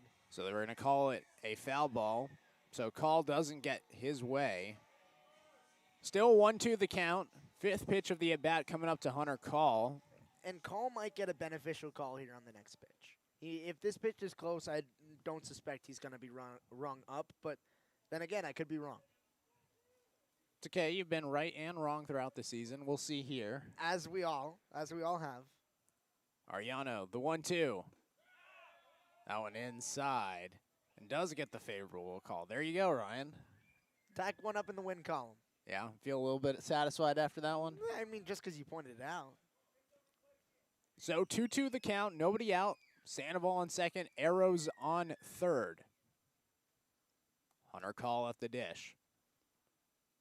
Ariano the pitch, swung on and missed by Call, and now one is gone. The first strikeout of the day for Ariano. And that's just an unfortunate at bat for Hunter Call. Gets hit on the hands, gets called a foul ball, not able to advance the runners, and then goes down swinging. It's just not the at bat that you want if you're Hunter Call. So up to the plate, JT Naviak, the shortstop. He stands in with 2 runners in scoring position as times is called by the home plate umpire. Everything's squared away. Ariano back on the mound, dangling that left arm, and now he's set. First pitch to Naviak. This one's fouled back, 0-1. Naviak, his first time up. That was in the second inning. He ended the second with a fly out straight back to the center fielder, Boyd. Stands in for the second time. And on that pitch, Naviak way out in front, and his front shoulder sort of opened up. It was a pitch on the outside part of the plate. On that, if you're Naviak, keep the shoulder down and hit a ground ball over to the right side of the infield or a line drive. Infield in as Naviak fouls it away. 0-2 to Naviak. See, Gonzalez, Brown, Neighbors, and McDowell, all the infielders for the Barons. They're all standing right at the edge of the grass in the infield, trying to prevent any ground ball and let Arrows score from third as the 0-2. This one's lifted to center field. Boyd coming over, tagging are both the runners. Sandoval is heading to third, throw offline at third. Sandoval slides in safely. Arrows comes in to score, and the Oaks, they lead now 4-1. And so right there, we've seen the Oaks be effective. Fly balls and fly outs to center field, being able to drive in runs, and now the Oaks, they take a 4-1 lead because they have been able to get timely hits. And despite the fact that Hunter Call went down swinging in the last at-bat, they've been doing a great job of, when they've needed to, with runners on third and second base, being able to advance them by putting the ball in the air and having speed on the base paths that have the ability to tag. So now up to the plate, TJ Foreman, the right fielder, stands in with a runner on third, 2 outs. First pitch to him, off speed but catches the zone. It's now 0-1 to Foreman. Foreman today standing in for the third time. He's 0 for 2. Had a ground out to second base to start the game in the first, then a strikeout swinging in the third. The 0-1, that one misses low and away. 1-1 the count now. Sandoval on third. Ariano the pitcher. So far in this inning, a hit by pitch, a walk, then a double, a strikeout, and a sac fly as the 1-1. Foreman fouls it away. It's now 1-2.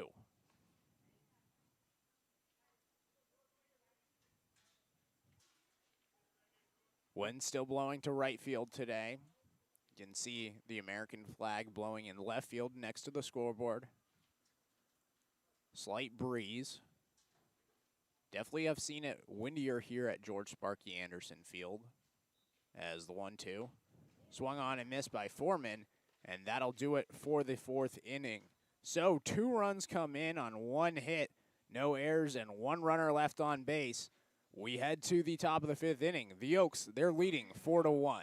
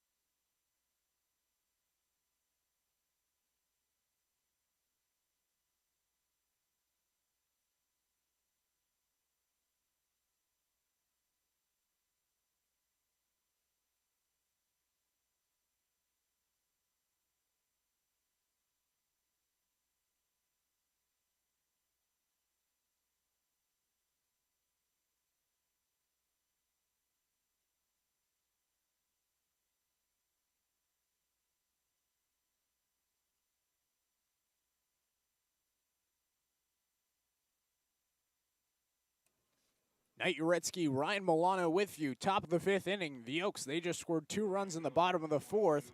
It's now 4-1 as Donovan Waitman still on the mound today for the Oaks. And man, he's pitching an absolute gem. Has just given up 1 run. That came in the last inning. But before that, has had 7 strikeouts today. You skipped 6. 6. It's 7 strikeouts, but you skipped the number 6. First pitch is in there for a strike. It's now 0-1. That's up Ronnie Belton. Sorry, I did skip. I counted the 6th and 7th one together. It's weird. They were in separate innings. Pitch misses 1-1. I counted them here. 1, 2. 1 in the 3rd and 1 in the 1st for Chase Call. You realize the listeners at home can't see you. You know that's fair. I was counting from the bottom as the 1-1 swung on and missed from Belton. It's now 1-2. You know, it made sense when I was counting. Don't need your judgment, Ryan. I just like giving you a hard time. Yeah, I can tell. Ronnie Belton, the right fielder. The 1-2 swung on and missed. 8th strikeout of the day for number 8, Donovan Waitman. He's pitching a gem. He has now equaled in today alone through just 4 1/3 innings pitched his strikeout total for the entire year. It's actually really, really impressive. 69th pitch of the game for Waitman. As now up to the plate, Kemet Brown, the shortstop. First pitch to Brown. This one's roped to first base. Bobo almost made the play, went off of his glove and into the field. It's a single for Brown. And a hard hit ball from Kemet Brown. He's been the only person to be effective on the day for the Academy Barons as he's reached base 3 times. Everyone else, not so much. They've struggled a little bit. I think Kemet Brown's a little happy he wasn't hit by a pitch. First 2 times up, he got hit by a pitch. This time, doesn't have to wear one. It's the middle infielders that have really been doing the offensive damage for the Barons. Brown has reached 3 times. Kamayu Neighbors has reached both times. He's come to the plate. As now, Brown on first. Chase Call at the plate. First pitch to Call. Swung on and foul tipped. It's now 0-1 to Chase Call. And prior to this at bat, Call, he's up for the 3rd time, but he's struck out swinging on 4 pitches in his previous 2 at bats in the 1st and 3rd. For those wondering, that's what I was counting for strikeouts 6th and 7th on my paper. As Ryan disagreed with me as Call. I didn't disagree. I was just simply pointing out. Yeah, it is what it is. 0-2 the count to Chase Call now. He's struck out twice in the last week already. The Academy Barons, they just played 2 games in the last week. So he's only had 6 at-bats, but he struck out twice. Now 4 times if you include today's contest. So in his last 8 at-bats, he has 4 strikeouts.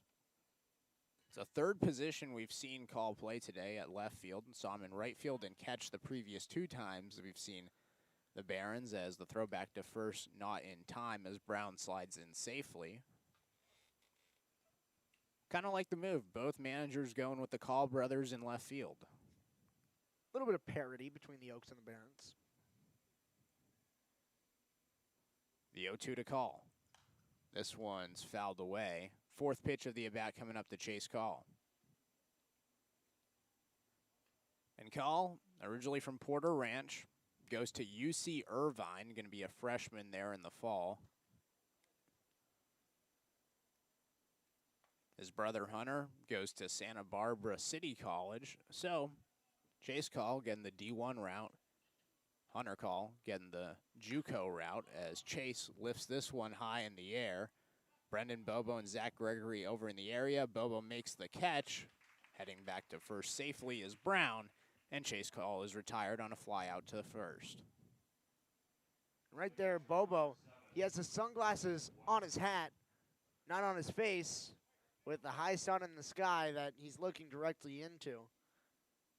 Questionable fashion choice from Brendan Bobo, but he fights off the function rather than the fashion and is able to make the play. Snap to the plate. Christian Webb, the catcher, with a runner on first and 2 outs. First pitch to Webb. That one misses high. 1-0. Webb today, a ground out to third base in the first inning. Then a ground out right back to the pitcher, which Waitman tapped him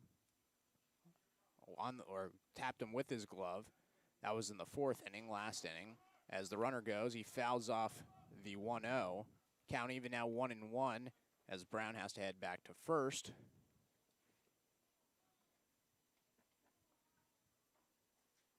Saw Webb play on Wednesday against the Oaks. In that game, he went 1 for 4 with a run and an RBI.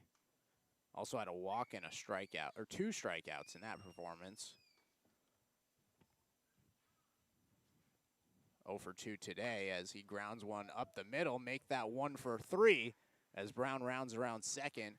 Throwing in the ball is Sandoval, and now runners on first and second with 2 outs for the Barons. And now we've seen that exact same situation in back-to-back innings. Runners on first and second with 2 outs. In the last inning, we saw a hit by pitch and a single result in that scenario. They eventually came around to score. Now what will happen here with 2 outs, a runner in scoring position, another one on first base? How will Donovan Waitman get out of the frame? And this is a big at-bat right here as Darren McDowell, the first baseman, stands up to the plate. 2 runners on. He's the tying run at the plate. First pitch to McDowell, swings and misses. It's now 0-1. McDowell today has been ineffective. Strikeout looking in the first and a ground out in the fourth. But in that game on Wednesday, he was 2 for 4 with 2 solo shots over the left field wall. If he hits a home run here, the game is tied. It's going to be a lot harder today with the wind blowing in the other direction. The 0-1 in there for a strike. McDowell took it. It was good from the umpire's view. It's now 0-2. And we've seen Waitman open up back-to-back pitches, early change-ups. Is he going to go with a third change-up, a slider, or is he going to bring a heater? Waitman, he's set. Brown on second. Webb on first. As time is called before the pitch, Waitman was staring at second a long time. The umpire didn't like that called times, and we'll have to do the 0-2 again.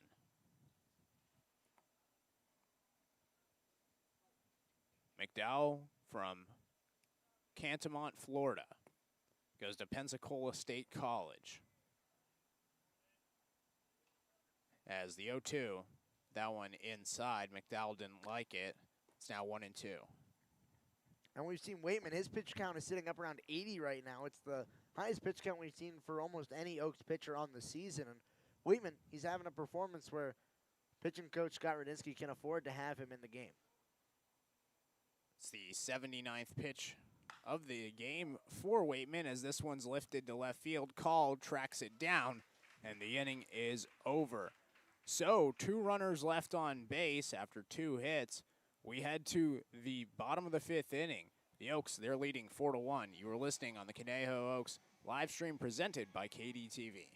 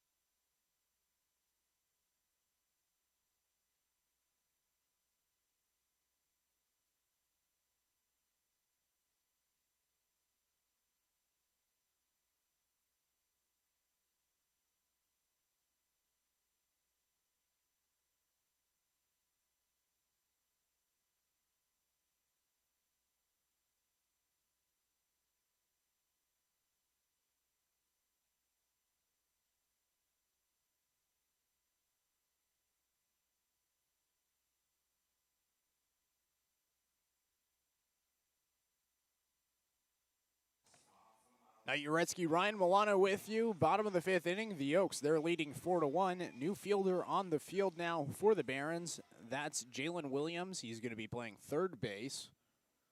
As now up to the plate, Zach Gregory to lead it off. First pitch from Ariano, and Gregory lifts this one high in the air in the infield. Coming over is Brown. He makes the play just behind the mound, and the first pitch to Gregory results in an out. So Zach Gregory all season has been so successful about seeing counts deep. Early today, he's had just 5 total pitches that he's seen so far through his 3 at-bats. Very uncharacteristic of Zach Gregory. And for Ariano, he threw 26 pitches in the last time. That was in the bottom of the 4th inning, and already 1 out on 1 pitch. Up to the plate, Grant Smith, as the first pitch to him catches the zone outside. It's now 0-1. And Grant Smith today, he's been hotter than anyone on the offensive side for the Oaks. 2 doubles. The 0-1 in there for a strike. 0-2 to Grant Smith. Speaking of Grant Smith, it's been a bit of an hiatus of the favorite food segment. The Oaks' hottest hitter today, Knight, guess that player's favorite food. Oh, gosh. You know, a lot of players like sushi, so how about sushi? It's not sushi. Grant Smith lifts this one high in the air. Tracking over is Belton. He makes the play, and Smith is retired. All right, still continuing with Grant Smith. Let's see. Gosh, what do people from New Mexico eat? You think there's a New Mexican cuisine that we don't Well, know? I mean, maybe. I don't know. Steak? It's not steak. Gosh. It is similarly as generic. Similar as generic. Okay. Let me think. Let's go burger. It's not a burger. Okay. So, what I want you to do is I want you to give me some hints, and right before the end of this inning, we'll have the fans, you can comment what you think his favorite food is, as the pitch is outside to Reagan Burford, 1-0. So give some clues, we'll take a break, and when we come back for next inning, we'll see if any of the fans could guess the favorite food. So give some hints. This dish typically has a sauce accompanied with it. As Burford rips a single to left field, and the 2-out single for Reagan Burford puts a man on for the Oaks. So, sauce on the food is the hint for you, the fans. So, we'd like you guys to comment. First fan to comment will get a shout-out on the broadcast. If you're related to Grant Smith, you are abstained from this voting. You cannot comment Grant Smith's favorite food if you are related to Grant Smith. So now up to the plate, Brendan Bobo, the first baseman. Burford on first as Bobo swings and misses. 0-1 to Bobo. Bobo today struck out swinging in the first, then was hit by a pitch last inning. He came around to score. Was the first of the 2 runs that came in the bottom of the 4th for the Oaks. Pitch to Bobo inside. Count even 1-1. And Knight, I'll give you another hint. We were actually talking with Grant Smith in the batting cages a few days ago, and he was one of the people who mentioned what his favorite food was. So I thought I was giving you a layup here. The 1-1 in there for a strike. 1-2. Gosh, I've had so many conversations with players about different food. I mean, my instinct right after the clue sauce is making you think about pasta. As the 1-2 is in the dirt, count even 2-2. But I'm already out of guesses, man. I'm 0 for 3. Hey, that's okay. We're still waiting for the fans. The fans, please comment below what you think Grant Smith's favorite food is. Ryan's only clue: you put sauce on it. Well, that's not the only clue. Do you want more clues? You can give one more clue. Yeah, sure. One more clue. I want the specific dish that it is, and I will say that your inclination was correct in guessing that it was associated with pasta. Oh. Here we see Christian Webb, the catcher. He's now sitting in the grass in front of home plate. I believe his his offhand, his non-glove hand. So his dominant hand is being checked out. I believe it's actually the left leg, maybe. It looked like he was stretching that. Actually, no, now he is looking at that. It's the right throwing hand. hand, yeah. Brennan Bobo has a 2-2 count. Reagan Burford, he's on first after a 2-out single. The Oaks, they're leading 4-1. They scored 2 runs in the bottom of the fourth after the Barons answered back with 1 run in the top of the fourth. Prior to that, the Oaks scored 1 run in the first inning and 1 run in the second inning. No runs for either teams in the third, and that's why we find ourselves here with 4-1 score in the bottom of the fifth. And we see Reagan Burford now talking with the first base coach today, and I don't believe it's Cody Raymer over first base. Normally we see Cody Raymer over first. I believe that's actually a new first base coach over there. I'm not exactly sure who it is. I'm not sure either. I forget his name. I do remember seeing him on the bus. I want to say that he was the coach that I saw wearing an Arizona State mask.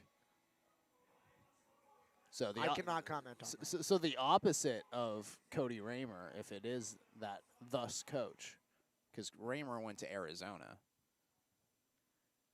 Still checking out Webb.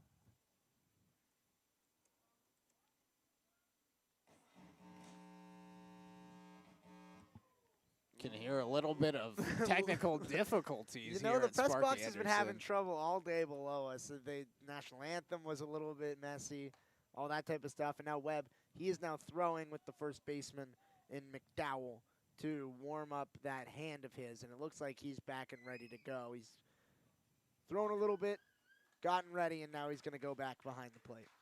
Working it out. So Brendan Bobo still 2-2 count. Runner on first. Ariano on the mound. There's 2 outs.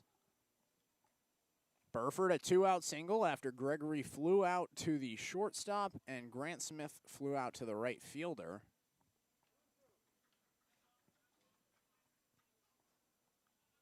Beautiful day here in Thousand Oaks. 79 degrees and sunny, not a cloud in sight. Slight breeze to right field.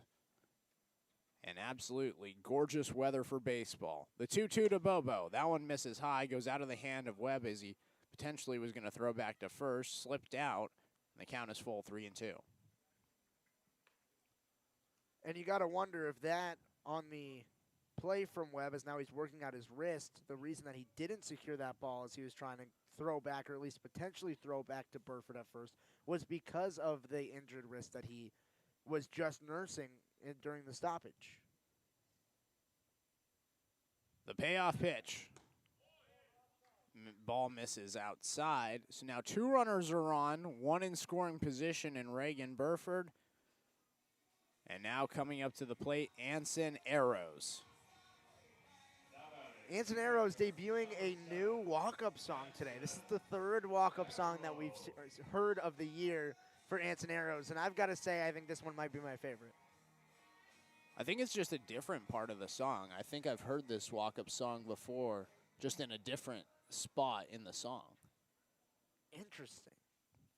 Maybe it's a press box issue, but I know Anson, he has 8 or 9 walk-up songs on the sheet that he can choose from.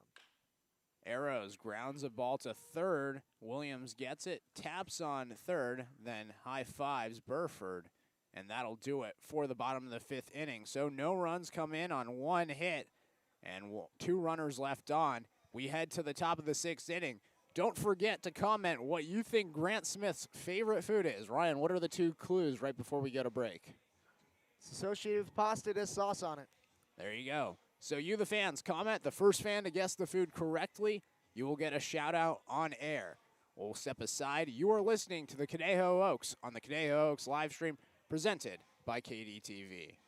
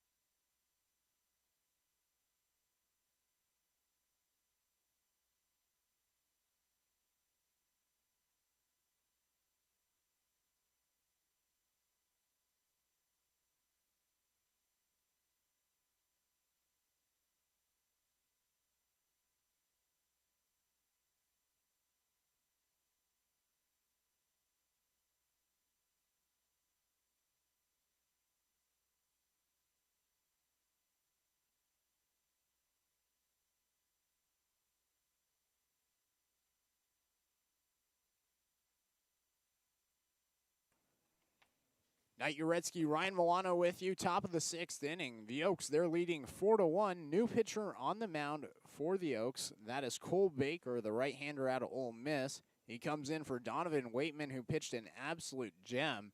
Ryan, what is his final stat line? Waitman, 5 innings pitched, 4 hits, 3 hit by pitches, so 7 total base runners, 8 strikeouts, and 1 earned run. There you go. That was on 81 pitches. So Waitman, an absolute gem, as Cole Baker now takes over. First pitch from Baker, misses outside, 1-0 to Julian Boyd. Baker this season has a 5.06 ERA. His first time we saw him, he was very impressive. Faced 10 batters. The one batter that reached was on an error. He came around to score on a Little League home run as the 1-0 to Boyd misses outside, 2-0, excuse me. And then his last time that we saw him, 2 1/3 innings pitched, 3 earned runs, 4 hits, and 3 walks, with 5 strikeouts against the San Luis Obispo Blues in that loss 5-4 on Friday. The 2-0 swung on and missed from Boyd. Count now 2-1 to Julian Boyd. And the answer to the Grant Smith favorite food section, congratulations to Laborio Gudino for guessing it, it's spaghetti. Spaghetti. I honestly don't remember having a conversation with Grant Smith about spaghetti. It's tough. The 2-1, this one's fouled away. I think you were in the batting cages talking to Grant Smith about spaghetti, and I was not there. No, it was the same conversation. We were talking with Andrew, talking with Anson. There were 4 or 5 guys there. Yes, but we were Everyone said talking around about their favorite steak food. and eggs, not about spaghetti. Yes, this is the batting cages conversation. If we want to go deep cut inside baseball for those listening, we just talk about food. There you go. The 2-2 from Baker. Swung on and missed from Boyd. First strikeout of the day for Baker. And a 5-pitch at bat ends in a K. And 1 is gone in the top of the 6th. Baker starts out his day exactly as Donovan Waitman went through the entirety of his. Baker starts out with a strikeout. That's 9 total on the day for the Oaks through just 5 1/3 innings. That is an incredible number.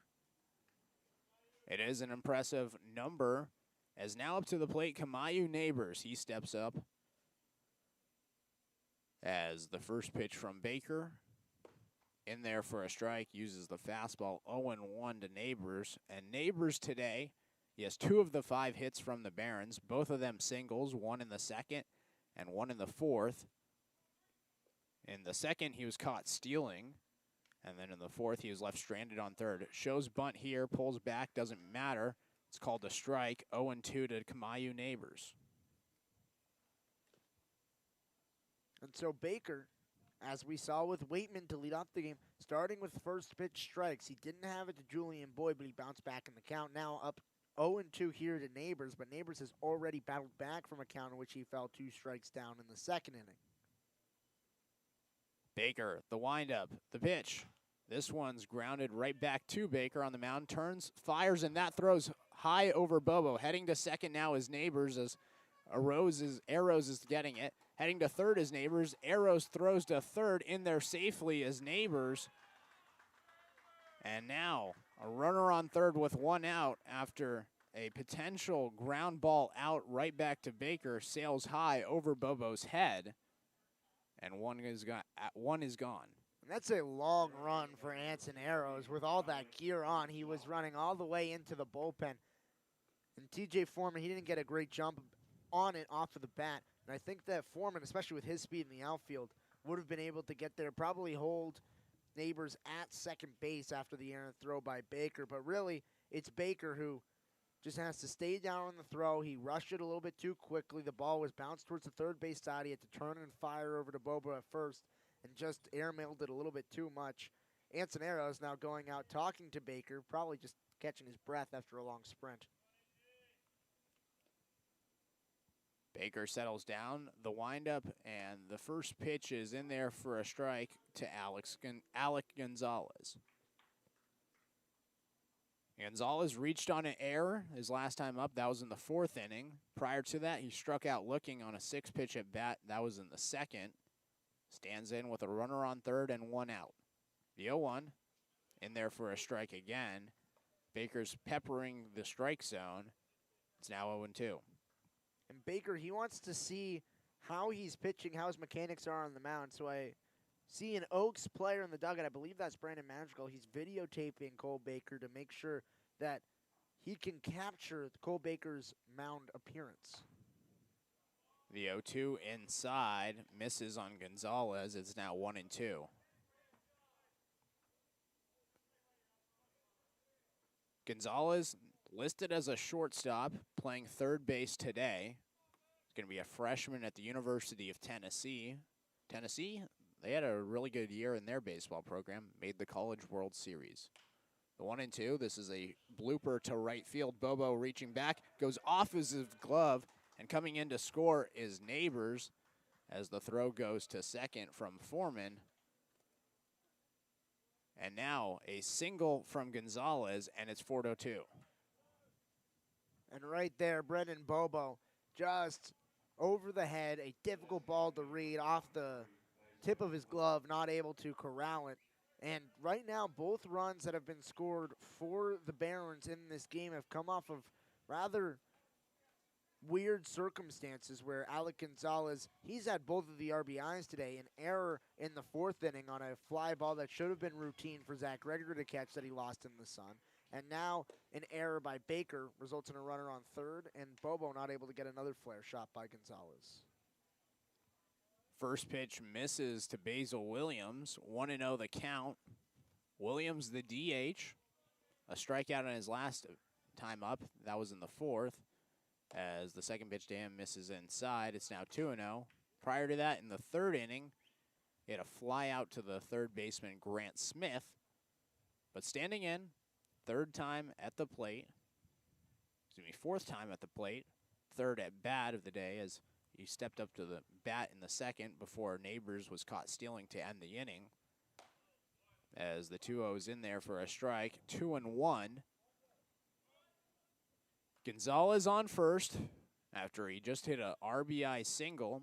Neighbors came in to score after reaching on the air from Baker.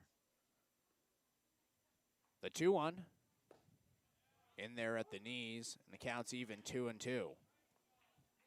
And Baker, we hear some cheers from the Oaks dugout saying, "Great job, Cole," after he comes back with two well-executed strikes right along the black. That one low at the knees. Even if contact was made and a swing by Basil Williams was had, he would not have been able to do anything with that pitch. First four batters Baker's faced. He's gotten 2 strikes too as he steps off the mound. Has to reset, now steps back on the mound. Everything squared away. Had a 2-2 count to Boyd before striking him out. Neighbors had a 0-2 count, and Gonzalez a 1-2 as the pitch misses in the dirt. The home plate umpire, I believe he called a foul ball on that. So the runner who thinks that he's stolen Alec Gonzalez now has to make a slow, long walk back to first base. And that's a tough play right there. I mean, it definitely looked like it might have. Didn't hear it initially right off the bat. And I think that's actually a better scenario for the Barons because if he didn't make contact with the pitch, then it would have been a strikeout as Williams went around, a check swing, but one where he definitely went across the plate.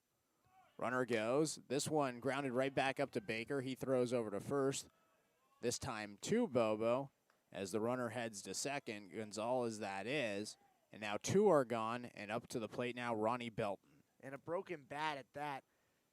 Not happy with that at bat if you're Basil Williams. Grounding it right back to the pitcher.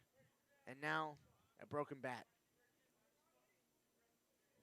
So Ronnie Belton, he steps up to the plate. His first 2 times up, both strikeouts. One looking in the third and one swinging in the fifth. That was last inning. Up for the 3rd time today here in the 6th. First pitch to him in there for a strike. Baker peppering the strike zone again. It's 0-1. And this season, Belton in conference play batting .143 as Baker steps off the mound, and he'll step back on. Gonzalez at second still. Belton batting 143. Had a 2-hit game against the Saints on June 25th, against the Oaks on June 23rd in that 18-10 win for the Oaks. He went 1 for 3 as he swings at the 0-1. He now falls behind 0-2. Baker ramps up 87 upstairs, and I think that might even be a little light on the miles per hour radar gun, as Baker, he ramps it up into the 90s, a fastball elevated that he got Ronnie Belton to chase. Belton goes to Grand Canyon University, originally from Roseville, California, as pitch from Baker in the dirt, 1-0. Roseville, that's a suburb of Sacramento. It's actually just down the road from Auburn, California, which is right where Anson Arrows, the catcher, is for the Oaks. He's from. The 1-2. That one misses low again. Count even 2-2. It's important for Baker after going up 0-2 to a batter who hasn't been very successful on the season, hasn't been very successful on the day, striking out twice in 4 pitches both times, to not lose the batter here. Come back with strikes, try to force him to do something with the bat. The 2-2. This one's grounded opposite way, just foul. If it stayed about an inch to the left of the bag, it was going to be fair and a run coming in, but instead a foul ball in the 6th pitch of the at-bat coming up to Ronnie Belton. It was a spinner off the end of the bat. Belton barely got a piece of it, but managed to make contact right down the line and almost resulted in a single, but not a hard hit one. If it was a single, it would have been because of the spin that was generated off the bat, and you saw it. Once it hit the fence down the first base side, it spun up the fence all the way into deep right field on a ball that was not very hard hit at all. Baker set the pitch. This one's grounded to left field. Coming around to score now is Gonzalez. He's going to score without a throw. An RBI single for Ronnie Belton, and this game is 4-3.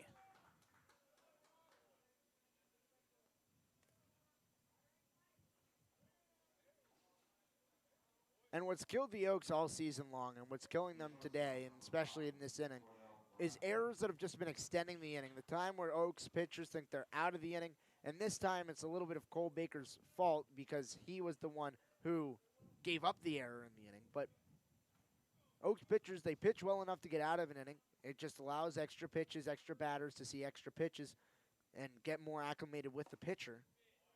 First pitch misses inside to Kemet Brown, 1-0.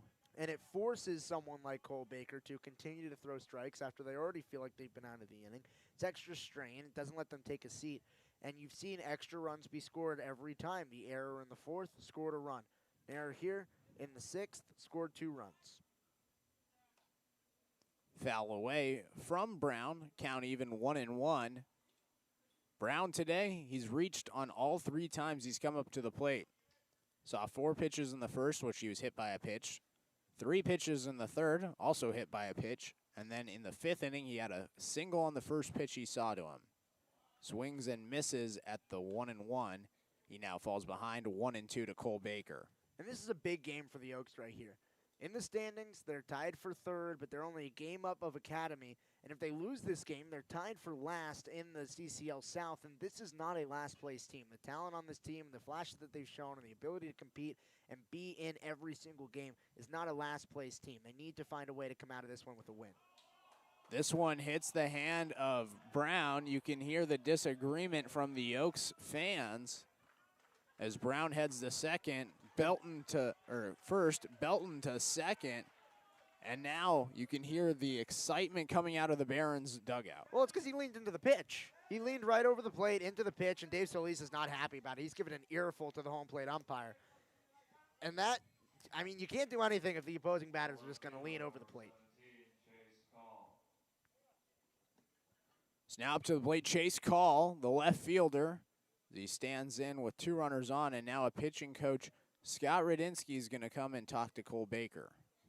And now we're going to start to see some action down in the Oaks pen. Tobias Plotkin is going to make the trip down there along with Clay Rickerman. Cody Sulak is going to be the catcher down there for him, as well as Caden Suji. So right now, what do you think Radinsky's talking about? Well, I think right here it's just maintaining composure. I mean, Cole Baker, he was in a position, like I talked about earlier, to get out of the inning. Struck out the first batter, got ahead to the first 4 batters that he saw, first 5 batters really. Led up a single the opposite way to Ronnie Belton, couldn't get him out. He's been ahead in every single count. He's had 2 strikes on every batter that he's seen this inning. He just hasn't been able to get them out. 27 pitches so far in the inning from Baker. Chase Call at the plate. He's 0 for 3 today, as the first pitch to Call is in there for a strike, 0-1. Chase Call is 3 times, 2 strikeouts in his first 2 at-bats in the first and third, then a fly out to the first baseman in the 5th. In a big spot here with a runner in scoring position, that runner the tying run. As he hits one up the middle, diving play by Naviak prevents a run from scoring as he throws back to third. A nice pick from Smith, and in there safely now is Belton as Brown heads the second. But what a play by JT Naviak to dive and save a ball going into the outfield and saving a run. Yeah, keeping it on the infield, and it would have tested the arm of Raul Sandoval. He was charging. He probably would have had to play at the plate, but doesn't matter because JT Naviak showing off his defensive ability. That's the range that he has at shortstop. That's the reason why he's playing shortstop, being able to keep that ball on the infield over the middle and make sure that this does not get into the outfield and give a chance for Cole Baker to get out of the inning without having this game tied. 4-3, the Oaks, they lead. Bases are loaded, 2 outs, and up to the plate now, Christian Webb, the catcher. Pinch hitter now. It's actually James Williams up to the plate as Williams swings and misses at the first pitch to him. It's now 0-1. That's probably going to mean that Chase Call is going to come behind the dish on the defensive side of things for Academy. James Williams will go out into the field. Saw Williams at third base, so maybe they did make that change in the bottom of the 5th. As Williams swings and misses at the 0-1, he's now down 0-2. Williams this season, he's batting .278. He has 7 strikeouts on the year, in danger of another one here as he's down 0-2. Does have an on-base percentage of .409. As he swings and misses, Baker gets a K. It's his second K of the afternoon, and that'll do it for the 6th inning. So 2 runs come in on 3 hits, 1 error, and 3 runners left on base. We head to the bottom of the 6th inning. The Oaks, they're hanging on. It's 4-3. You're listening on the Conejo Oaks live stream presented by KDTV.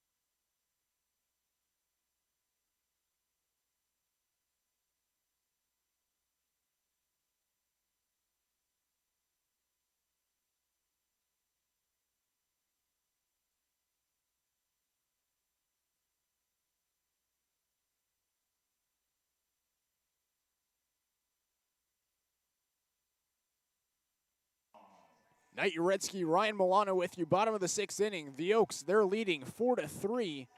New pitcher on the mound for the Barons. That's Noel Soto. He's number 24. He's going to be a right-hander. He's set to face off against Raul Sandoval, Hunter Call, and JT Naviak. Sandoval steps up to the plate. First pitch from Soto, fouled off by Sandoval, 0-1. And Soto, he had his first appearance of the year. That was against the Oaks on June 23rd, so the first time these two teams met. In that game, he pitched 1 2/3, giving up 4 runs, 3 of them being earned on only 1 hit and 3 walks. The 0-1 misses outside. It's 1-0. Since then, he has not pitched for the Barons. So his first appearance in a long time.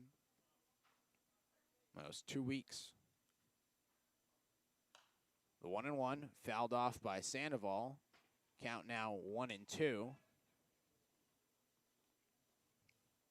It's kind of crazy with only a small sample size of 1 2/3 and giving up only 4 runs in that period.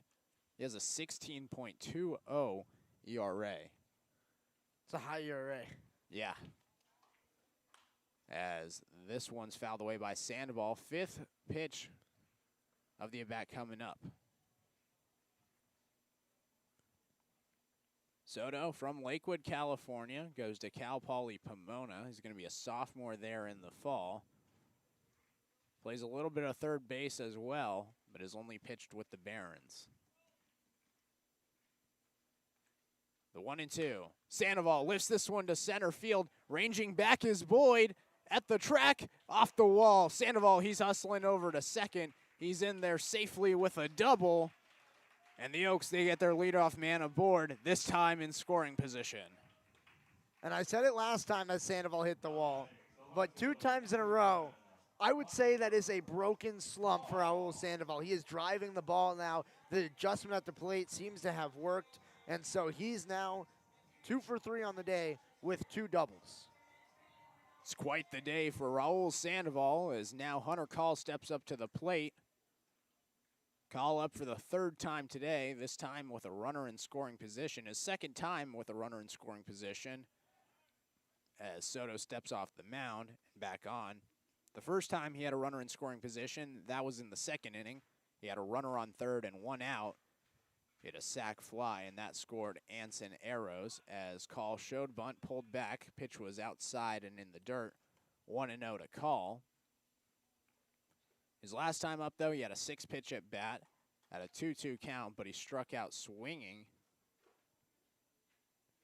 And there's a little asterisk next to that strikeout swing in the last at bat as he got hit on the wrist. It's called a foul ball.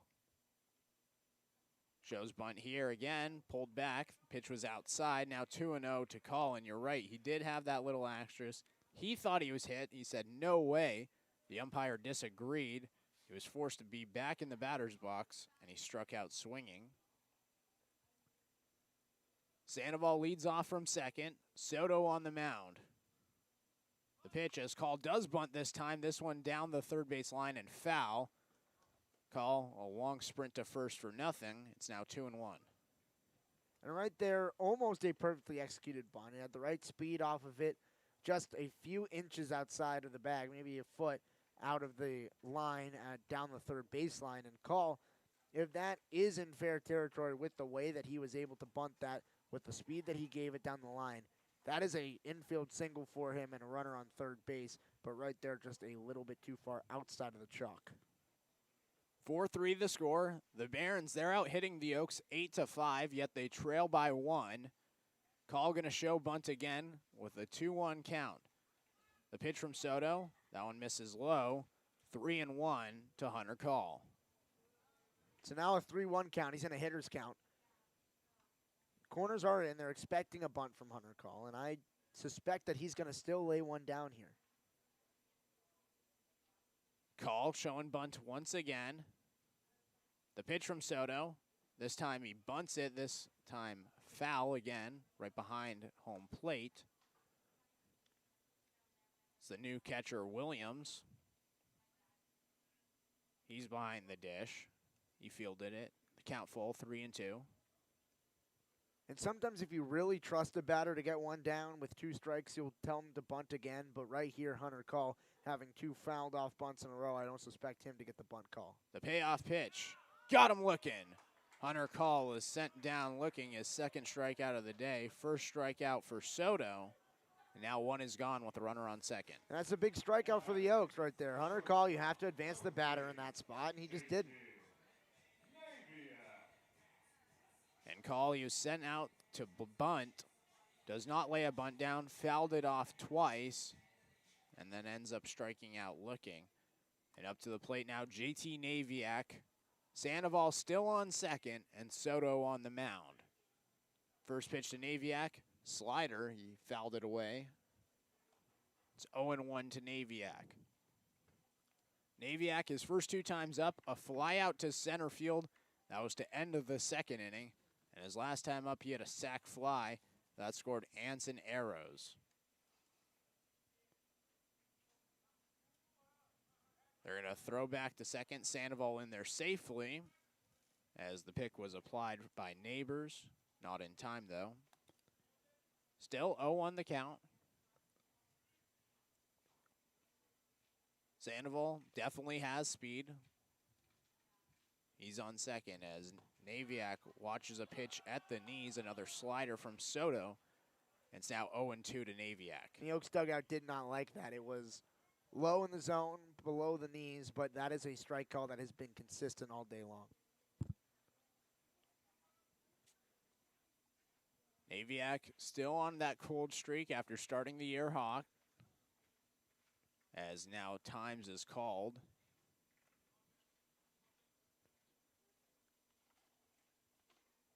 Naviak from Honolulu, Hawaii, went to St. Louis High School.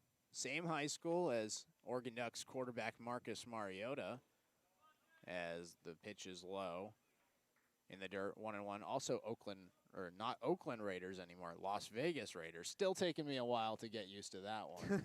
You're a Raiders fan. I am a Raiders fan. I don't want to call them Las Vegas. There's nothing about Las Vegas that reminds me of the Raiders. Still, though, it's a nice stadium. Excited to go to the Raiders games there in Vegas. The 1-2. Pitch is outside, 2-2. And to add to that point on Naviak's struggles, he's just 1 for his last 20 at-bats if you include today's plate appearances. He's reached base twice in his last 21. He's had 1 walk, and he has 1 hit in his last 21 plate appearances. It's quite the cold streak. The 2-2. Naviak, this one's lifted to center. Boyd ranging back. He makes the play. Heading over to 3rd is Sandoval. The throw is good. Sandoval in there safely, though. That was a rope from Boyd.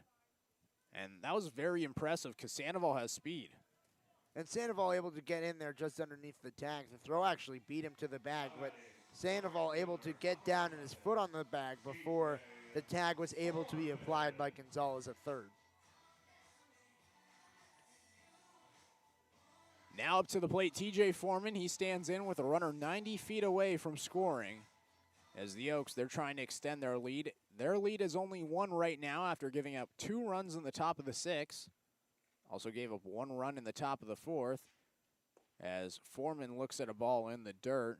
It's now 1-0 to him. And Foreman, he's having a rough day. 2 strikeouts, 1 in the 3rd and 1 in the 4th. And a ground out he had in the 1st. This is the 1-0 from Soto. And Foreman lifts this one high in the air to left field. Ranging back is Call. He's under it. He makes the play. And the inning is over. So no runs come in on the 1 hit. That was a leadoff double from Raul Sandoval to center field. He's left stranded on 3rd. And we head to the top of the 7th inning with the Oaks. They're leading 4-3. You're listening on the Conejo Oaks live stream presented by KDTV.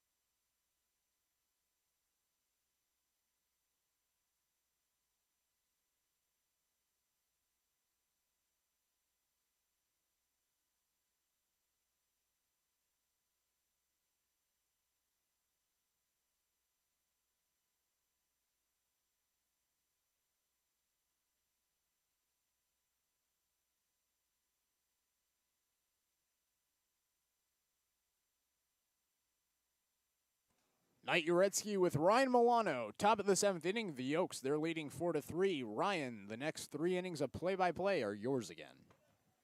Tobias Plotkin now on the hill, replacing Cole Baker. Baker, just 1 innings pitched. Gave up 2 earned off of 3 hits and hit by pitch, so 4 total base runners. Had 2 strikeouts in the inning. Plotkin, first pitch, bounces in, a ball. The count 1-0 to Darren McDowell. McDowell, on the day, he struck out in the first. That was looking on 6 pitches. Grounded out to second base in the fourth on a single pitch, and then flew out to left field as the 1-0 bounces in again. It is 2-0 to Plotkin, who his last appearance is one that he probably wants to forget, as well as really all the Oaks, as he came in against the San Luis Obispo Blues with a 4-3 lead, as this one's grounded to shortstop. Smith cuts him off at third, throws to first. It's in time, and a 3-pitch ground out to Grant Smith, as McDowell is now 0 for 4 on the day.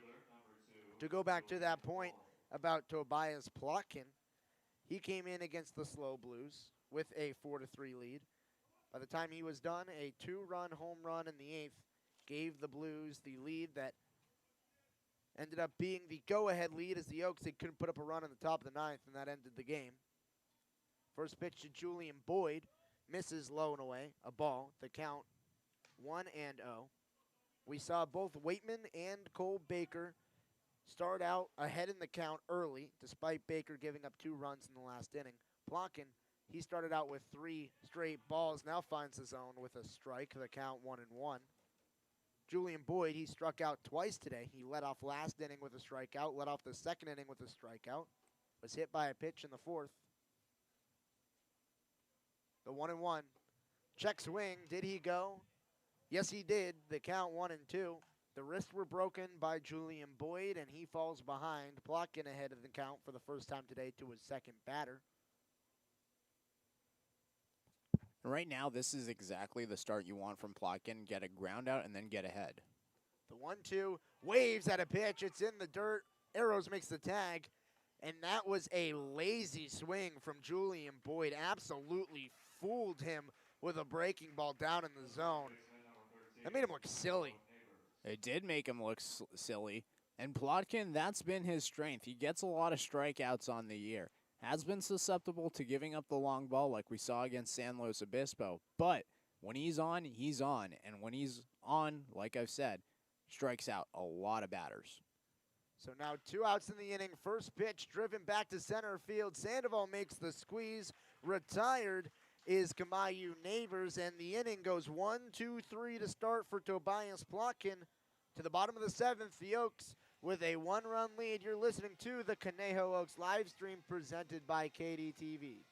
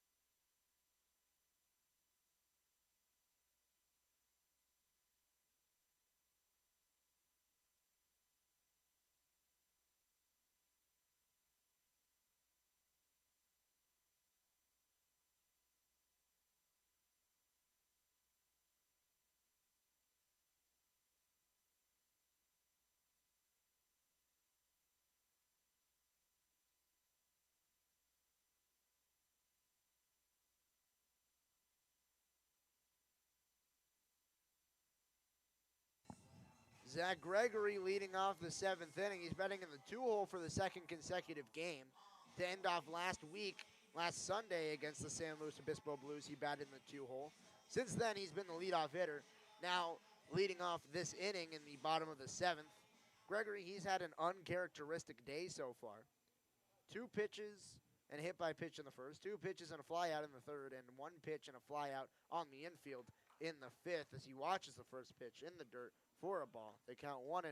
Noel Soto still on the hill, but we've seen Zach Gregory go deep into counts throughout the entirety of the season. But right now, not deep in counts. The 1-0 misses. Now 2-0, so Gregory, the deepest he's been in any count today, which is shocking, as he normally sees 5, 6, 7 pitches and works counts significantly, starting to get back to his rhythm at least early in this at-bat. Watches a pitch at the letters, goes ahead 3-0. I think that was the game plan in this at-bat, having those 2 pitch at-bats to start the first and third inning, and then in the 5th inning, a 1 pitch at-bat. The 3-0 misses low and away, and a 4-pitch walk for Zach Gregory the second time rather that he's reached base, the first time that he's led off in the inning with an on-base appearance. As now a runner on first and no one down. We saw a leadoff runner get on last inning. That was the leadoff double to the wall by Raul Sandoval. That one I thought had a chance to get out in deep center. That was the hardest hit ball that we've seen all season that hasn't been to dead left. Now Grant Smith, he's had 2 doubles on the day. He had one that had a chance to get out early in this inning, in the first inning. He squares to bunt to the third base. Gonzalez picks it up, throws onto first, just in time to get Grant Smith at the bag. A bang-bang play, but Smith retired. Advancing to second is Gregory, so a runner in scoring position with 1 down. A well-executed bump by Smith, just a little too much speed off the bat. And a half second more, and he would have been safe. Yeah, that was a very close play. I thought initially that Smith was there. You can see Smith clap his hands wanting to get that one back. It was almost a great bunt for a single, but, man, it's a tough break. Like you said, half a step, possibly half a second. Still, though, advances the runner, and that's exactly what he set out to do. Reagan Burford singled in his last at-bat. First pitch to him in this at-bat. Slider diving off the plate, but still catches the outside part of the zone. So the count is 0-1 to Burford, who, outside of his 1 single today, has struck out on 3 pitches in the third inning and grounded out to shortstop in the first. The 0-1 misses low. The count 1-1 to Burford. In that first inning, he came with the first RBI of the game for the Oaks. Drove in Zach Gregory. Now with Gregory on second, a chance to drive him in for a second time today. Middle infield at close to the second base bag. Double play depth, but with no one on.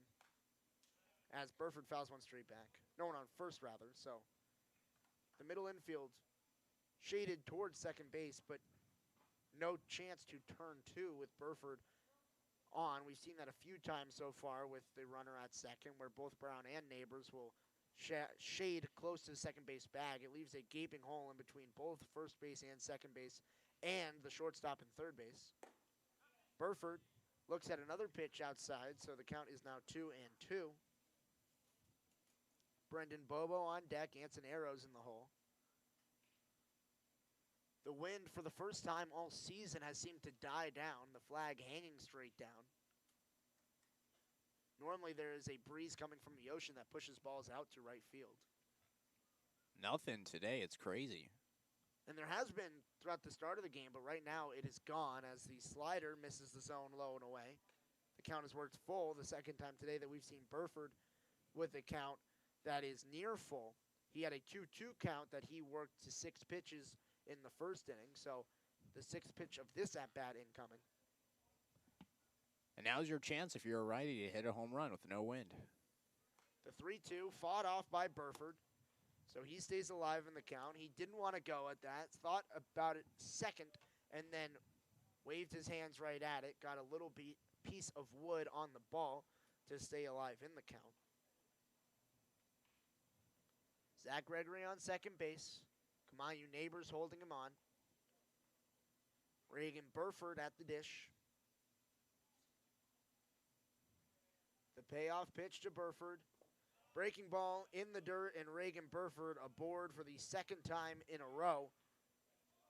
A 7-pitch walk to get him on first. That was a great at-bat from Burford. Fouled off a pitch to stay alive. Bat kept on going, got it to a full count, then finally gets the ball in the dirt that he's able to walk for, and now 2 men are on, 1 out, and you have your power hitter in Brendan Bobo at the plate. Brendan Bobo so far today, he's 0 for 1, but he has reached base twice. Came around to score after a leadoff hit by pitch in the 4th inning, and then in the 5th inning, walked on 6 pitches on a full count. So he has been seeing counts deep. Even the strikeout in the first was a 6-pitch at-bat. Now with 1 out in the inning, the infield shaded to the right. Think about it is Bobo. He watches it. It gets called for a strike, so the count is 0-1 to Brendan Bobo. So very interesting tactics from the Barons. We saw pretty close to double play depth from the middle infield with no runners on first. Now that there is Reagan Burford on first, Kamayu Neighbors, he is now playing in between the first base bag and the second base bag. Bobo swings through a changeup that ends up in the dirt. The count is 0-2. Interesting play from the Barons defensively. But with a pull hitter like Bobo, you need that range of Kamayu Neighbors in that shallow right field, ranging across the entire right side of the infield. The 0-2, Bobo swings and misses. He goes down for his second strikeout of the day. Noel Soto's second strikeout of the day as well. And that's just not the at-bat you want to see from Bobo. The first pitch to him, he took for a strike, and that was probably the best pitch that he saw in that whole at-bat. It was a fastball right over the plate. The last 2, they were balls low and probably out of the zone, and he swung at both of them. And so, you know, if you're Brendan Bobo, that's just not a quality at-bat that you want to be having with 2 runners on and 1 out. Anson Arrows, he is 1 for 2 on the day. A walk as well, has scored 2 runs. Now with 2 outs here, trying to record his first RBI of the day. Time called by the home plate umpire.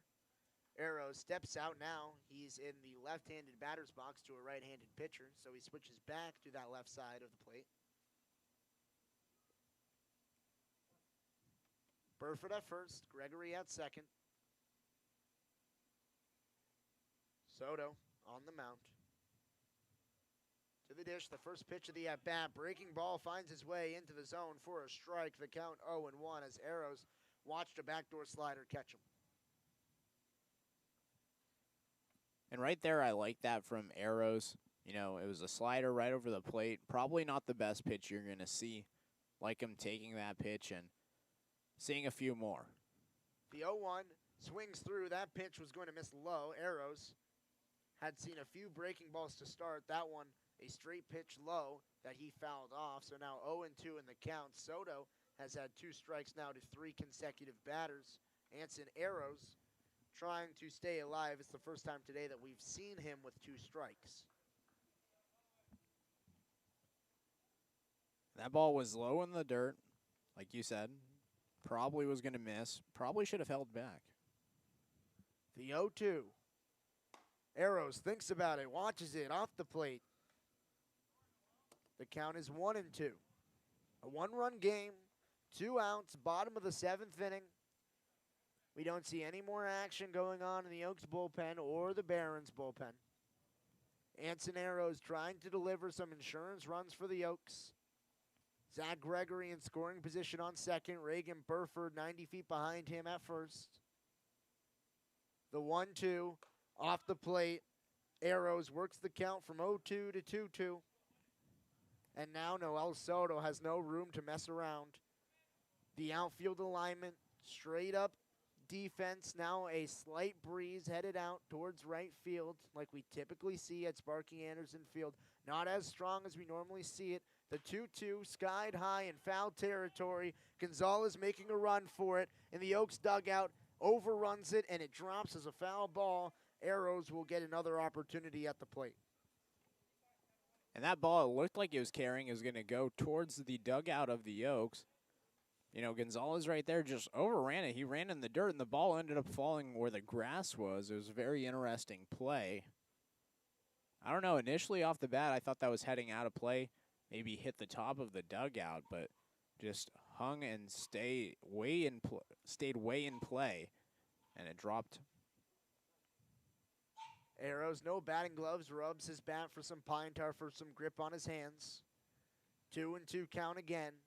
Soto to the plate, swung on, driven high, shallow right field. Belton coming in, underneath it, makes the catch, and the inning is over. The Oaks cannot scratch any runs across despite leaving 2 on after no one got any hits, 2 walks in the inning, and no errors.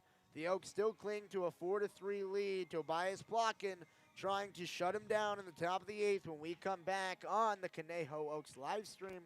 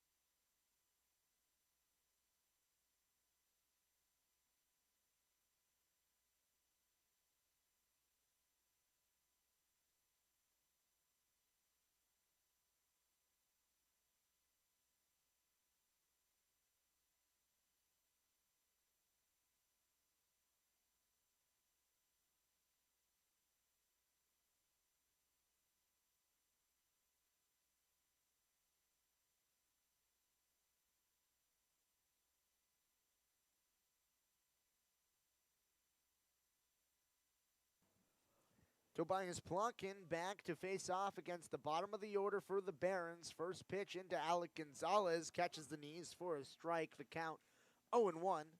Plotkin, his last inning, efficient. His first inning of work, just 8 total pitches to go 1-2-3. The 0-1 lined right back up the middle. Gregory dives, cannot keep it on the infield. A leadoff single for Alec Gonzalez, and Tobias Plotkin has given up his first hit of the day. And right there, Plotkin, he stuck out his glove. It was a little bit too far in front of his glove to reach that one. And then Gregory dove for it. It was just a little too far in front of him. So it was a perfectly hit ball from Gonzalez as 2 Oaks players' gloves were in the area. Just too far in front of it was the ball. And Gonzalez is on with a leadoff single. Basil Williams now, the 8-hole hitter, steps to the dish. So far on the day, has not gotten a hit, has not gotten a board. Squares to bunt, misses the ball completely, goes down in the count 0-1, trying to advance the runner at first. In his 3 times today, his last at-bat, a ground ball right back to the pitcher. Struck out in the 4th, flew out on the infield in the 3rd. He also got up in the 2nd inning, but was not able to finish that at-bat as it ended with him at the plate as Kamayu Neighbors was caught stealing. Now Williams, Gonzalez, the man on first. Williams fouls one into the screen, not quite getting to the parking lot. So now Plotkin ahead 0-2 as we see Basil Williams going and talking to the third base coach. I presume that he missed a sign right there as he squared to bunt the first time and second time swung away in an 0-1 count. Can also see Clay Rickerman in the Oaks bullpen. He's warming up. Caden Suji and Cody Sulak over there as well.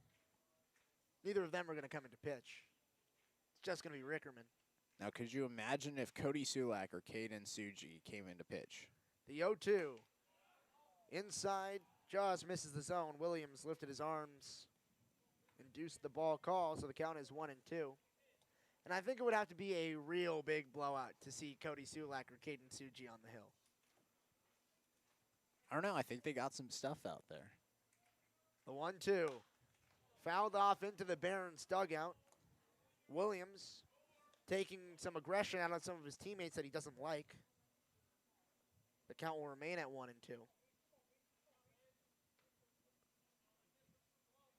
And it was one of the coaches over there, or maybe one of the pitchers that is not active, who ended up catching the ball in the dugout.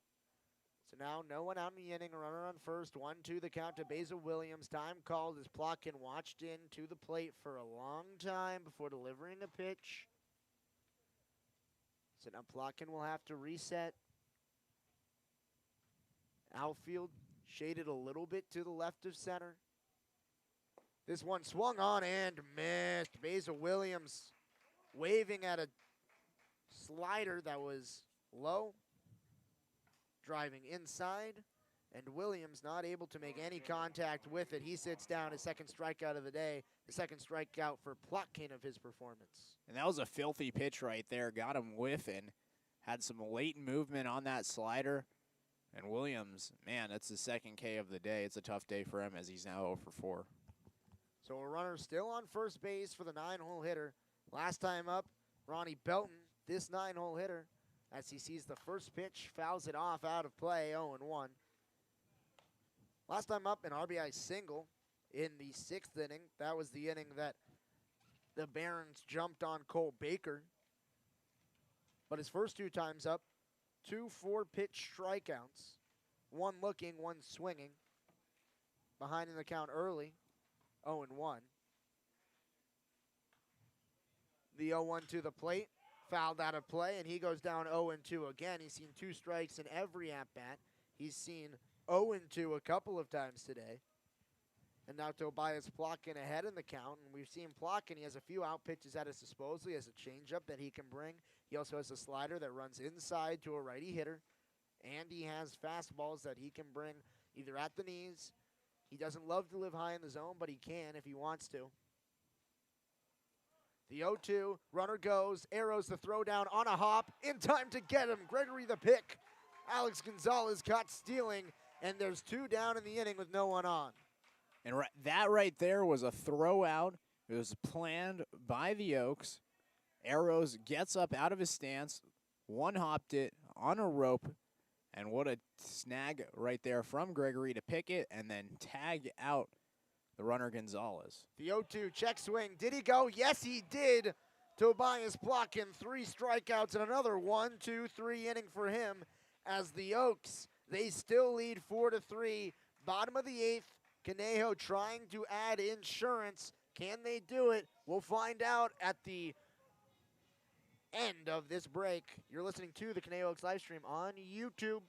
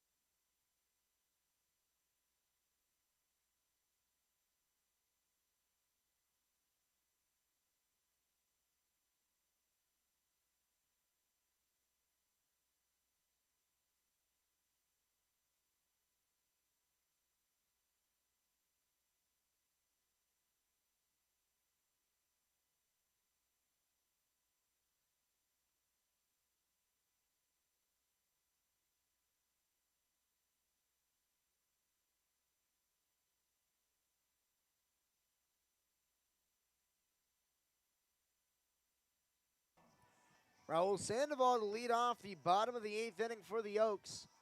The Oaks, they're trying to add insurance runs, and no one better to do it than the hottest hitter for Conejo today. Maybe he'll share that distinction with Grant Smith. Smith, 2 doubles in the day. Same with Raul Sandoval, but Sandoval's both have gone up to the wall. One opposite way to dead right field off the wall, and then one to dead center that also hit off the wall.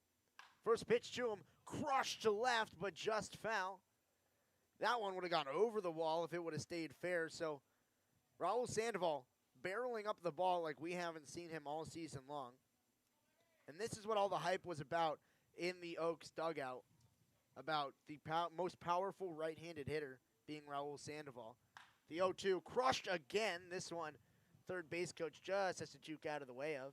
Cody Sulak could not make the play this time down in foul territory, so his fielding percentage today in foul ball scenarios for Cody Sulak, 50%. It's not a great fielding percentage, but Raul Sandoval now 0-2. To him, fouls off, stays alive in the count, and we've just seen a different Raul Sandoval at the plate today. Yeah, we definitely have. I mean, the two hard-hit balls right off the wall. And, man, like, we haven't seen him do that all season. We saw him have one double earlier in the year, and I think it was just a little blooper. Before that, he had, like, two more singles, and that was it. Wasn't really hitting the ball too well, but now we're finally seeing what that pop on that bat is. The 0-2, dribble to third base. The play snagged by Gonzalez, throw to first in time to get Sandoval. So Sandoval's day, 2 for 4. And now it's going to make way to Hunter Call. And right there, that was a tough pitch for Sandoval. It was a high breaking ball they had to wait for. You could see him wait and hold off for as long as he could, but still a little early as he grounded it to the third baseman. And still 2 hard-hit balls in that at-bat, just not able to straighten them out. Hunter Call, he has an RBI in this game and 2 strikeouts. He's a first pitch strike to him. It's 0-1 the count. That RBI came on a fly out to center field in the second inning. It was able to score Antoneros. The 0-1 bounced outside of the bag at third. Sulak makes the play. Increased that fielding percentage to 66% for Sulak. Out of sport. But now Hunter Call down in the count 0-2. He struck out on 6 pitches in the fourth and in the sixth.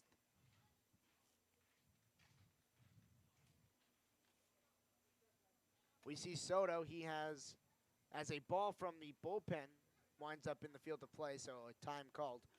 You see Soto, he has an unusual pitching motion. He sort of stops at the top of his leg kick and then comes to the plate, disrupts the batter's rhythm. Shakes a few times, comes to the plate. The 0-2 misses outside, the count 1-2. And he changes the cadence of his leg kick nearly pitch to pitch by a pitch-to-pitch basis. We see him a few times to Sandoval. He lifted his leg and held it there for a while. Then we saw this pitch to Call, a quick pitch. Now we see Call hammer one to left, but curling foul and out of play. So the second time in this inning that we've seen balls that, if they were straightened out, would have been absolutely belted over the wall. But both times, both for Sandoval and Call, they drifted foul, despite the wind blowing and trying to help them into the right field side. But the wind blowing against the ball in terms of depth towards left field. 1-2, 1 out in the inning. Noel Soto delivers. Call fouls it off into the parking lot. The count is still at 1-2. We're about to see the 6th pitch of the at-bat. It just misses the bus of the Barons. It's close. We saw the Barons bus. It was parked out in right field earlier, now parked out in foul territory. Probably the 2 most dangerous spots you can be. Now the 1-2 cut on and missed. So the third 6-pitch strikeout for Hunter Call of the day. And there's 2 outs in the inning for Noel Soto. And it's just been a tough day for Hunter. I mean, 3 straight strikeouts. One was looking. That was in the 6th. But before that, he had a fly out. That was the first pitch at bat. Did get an RBI on a sac fly. But, man, any day that you have 3 strikeouts, it's just not good. JT Naviak comes to the plate. First pitch elevated a ball, 1-0. What do you call it with 3 strikeouts, Ryan? Sombrero? It's not quite a sombrero yet. Actually, it is a sombrero with 3, a golden sombrero with 4. Naviak watches a pitch outside the count, 1-1. And Julian Boyd better be ready. Naviak has flew out to center field all 3 times he's been to the plate. This time, blooper into shallow right. Belton coming in underneath it, and the inning is retired. 1, 2, 3 for Noel Soto. And to the top of the 9th inning we go. A save situation, and Clay Rickerman is coming to the hill. We'll be back for the top of the 9th as the Oaks, they try to close it out.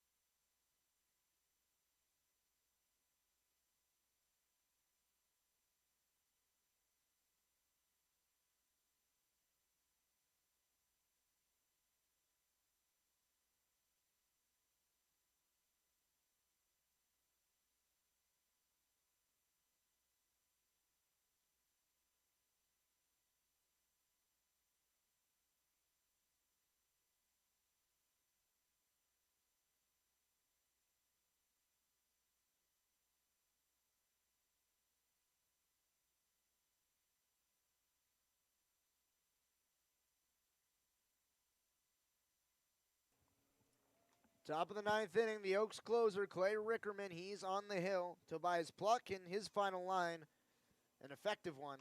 6 batters faced, so 2 3 up, 3 down innings. He had 1 hit allowed, who was caught stealing, 3 strikeouts, no walks, no hit by pitches, and no earned runs.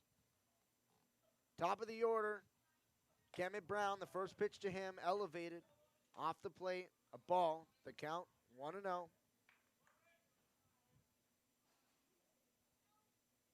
Rickerman, his first appearance since the last time that the Oaks faced Academy. Misses, low and inside, the count now 2-0. Rickerman came in for a 6-out save in that appearance. Trying now for a 3-out save. The 2-0 in there for a strike, the count 2-1. And I'll say it before we potentially lose a batter here in Kemet Brown, who's gotten on all 4 times today. The Oaks, they're pitching a no-walker right now. The 2-1 misses low and inside. It's 3-1. And with that 3-1 pitch, I mean, hey, you just said it with 2 balls. I think you could jinx it here. Well, I don't think it can be. I don't think it can be jinxed. I wanted to say it in case it did get broken here as the 3-1 now walks. You don't say it until after it happens. You don't say it beforehand. I want to let the listeners know.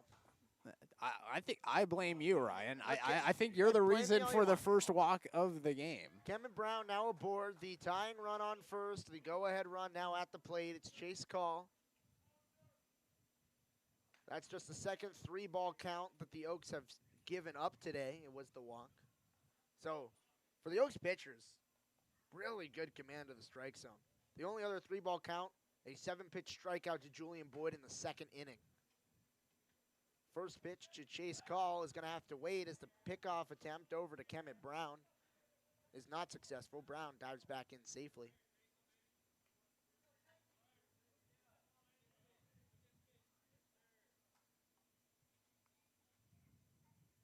First pitch to Call.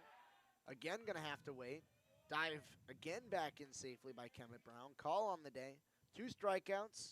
Those came in the first and the third. Flew out on the infield in the 5th. And then singled in the 6th inning. That was part of a big inning for the Barons, but he was stranded. Another pickoff over to first. It bounces in. Bobo with the pick. Brown has been close on all 3 pickoff attempts, but Rickerman paying him a lot of attention, not letting him advance, does not want him to steal a bag. Now time is called. Chase Call going to walk down to third, get the sign, and talk to his third base coach. Arrows behind the dish. He's caught a few runners stealing already today. Caught a runner stealing in the last inning. Caught a runner stealing in the second inning. He had a 3 caught stealing game earlier in this season where he was named player of the game. So you do not want to run on Anson Arrows. Kemet Brown has no stolen bases yet on the day. Rickerman looks in. First pitch to Call. Misses below the knees, a ball, the count 1-0.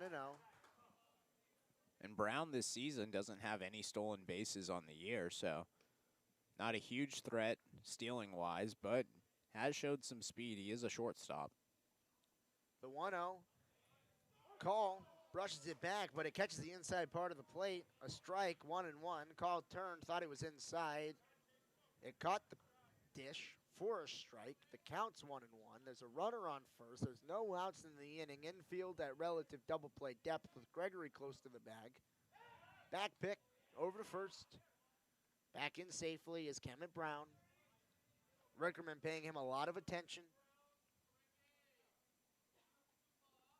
The Barons are out hitting the Oaks 9-5 in this game. Academy trails by 1 run. The 1-1 to Call. Dribbled outside of the bag at first. Bobo a half-hearted dive, but the ball outside of the bag. It's 1-2 the count. That could have been extra bases. It could have been an RBI as Kemet Brown got a solid jump off the bat.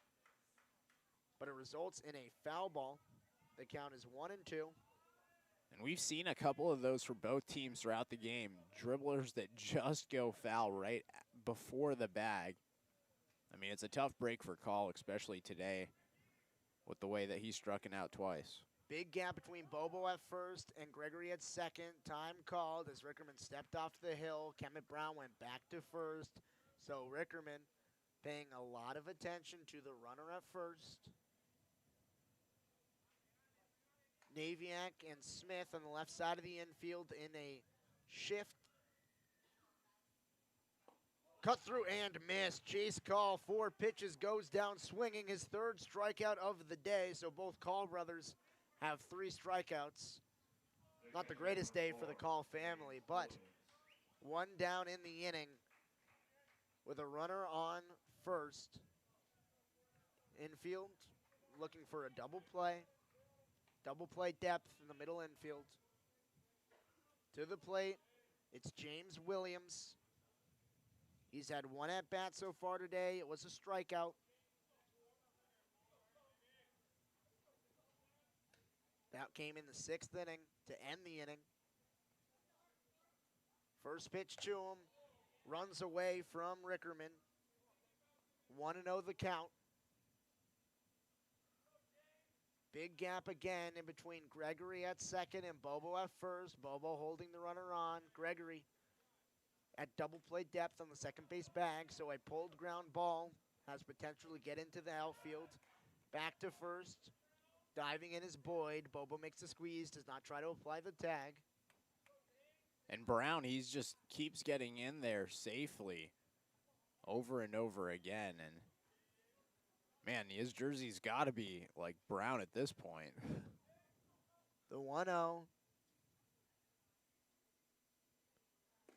Misses inside, the count 2-0. The Oaks, they've seen a lot of competitive games as of late, especially in the past week. The Oaks, a 5-5 tie against the Foresters at the end of 2 weeks ago. Then against the Saints, a 4-3 win. They lost by 2 runs to the Grizzlies. As the 2-0 catches the plate for a strike, 2-1, to end 2 weeks ago. Then a big loss to the Saints. They were in a game late against Academy. Rickerman, he got the save in that game. The Oaks busted it open in the final innings. 4-run loss to the Foresters. 1-run loss to the Blues. 2-run win to the Pirates. And a 1-run loss to the Blues again back at CLU. This one fouled off. The count is 2-2. So competitive games for the Oaks. A lot of them heartbreakers as the Oaks over the past week dropped 4 out of the 5 games they played in CCL play. They're on a 3-game losing streak in conference play. A big win would be huge as they are tied with both Arroyo Seco and Orange County. Rickerman shakes twice, checks the runner, back, set, to the plate, the 2-2. Got him looking. 2 consecutive strikeouts for Rickerman, and the Barons are down to their final out. And that was a great pitch right there for Rickerman, and you can hear the fans here in Sparky Anderson. Not everybody shows out like we've seen in San Luis Obispo. There's definitely a lot of empty seats, but the fans that are here, a lot of these members are family members of the players, and they're loud right now after that strikeout. That'll bring up Darren McDowell. 0 for 4 on the day. A strikeout, 2 groundouts, and a flyout to left field. The tying run on first, the go-ahead run at the plate for the Barons. They're down to their final out as Rickerman checks the runner again at first. The infield shaded to the pull side hit for a right-handed batter. Outfield playing straight up defense. Pick off again. Brown back in safely. Bobo makes the tag, but too late. And it's just a chess match happening right now with Rickerman and Brown. It's been throwing a lot, keeping him on first, trying not to let him get in scoring position. First pitch in there for a strike, off speed in the zone. The count 0-1. We've seen McDowell go behind in the count twice today. He had 2 strikes to him in the 5th. He struck out in the 1st. He's also been a heart crusher for the Oaks so far this season. He had a big 2-home run day the last time these teams faced. The Oaks were able to come back from it. Rickerman was able to get the save in that one. Checks the runner at first. Looks to the dish. Nods to Arrows. Throws. Throw down. Off the plate. It's into the outfield. Brown is going to head to third.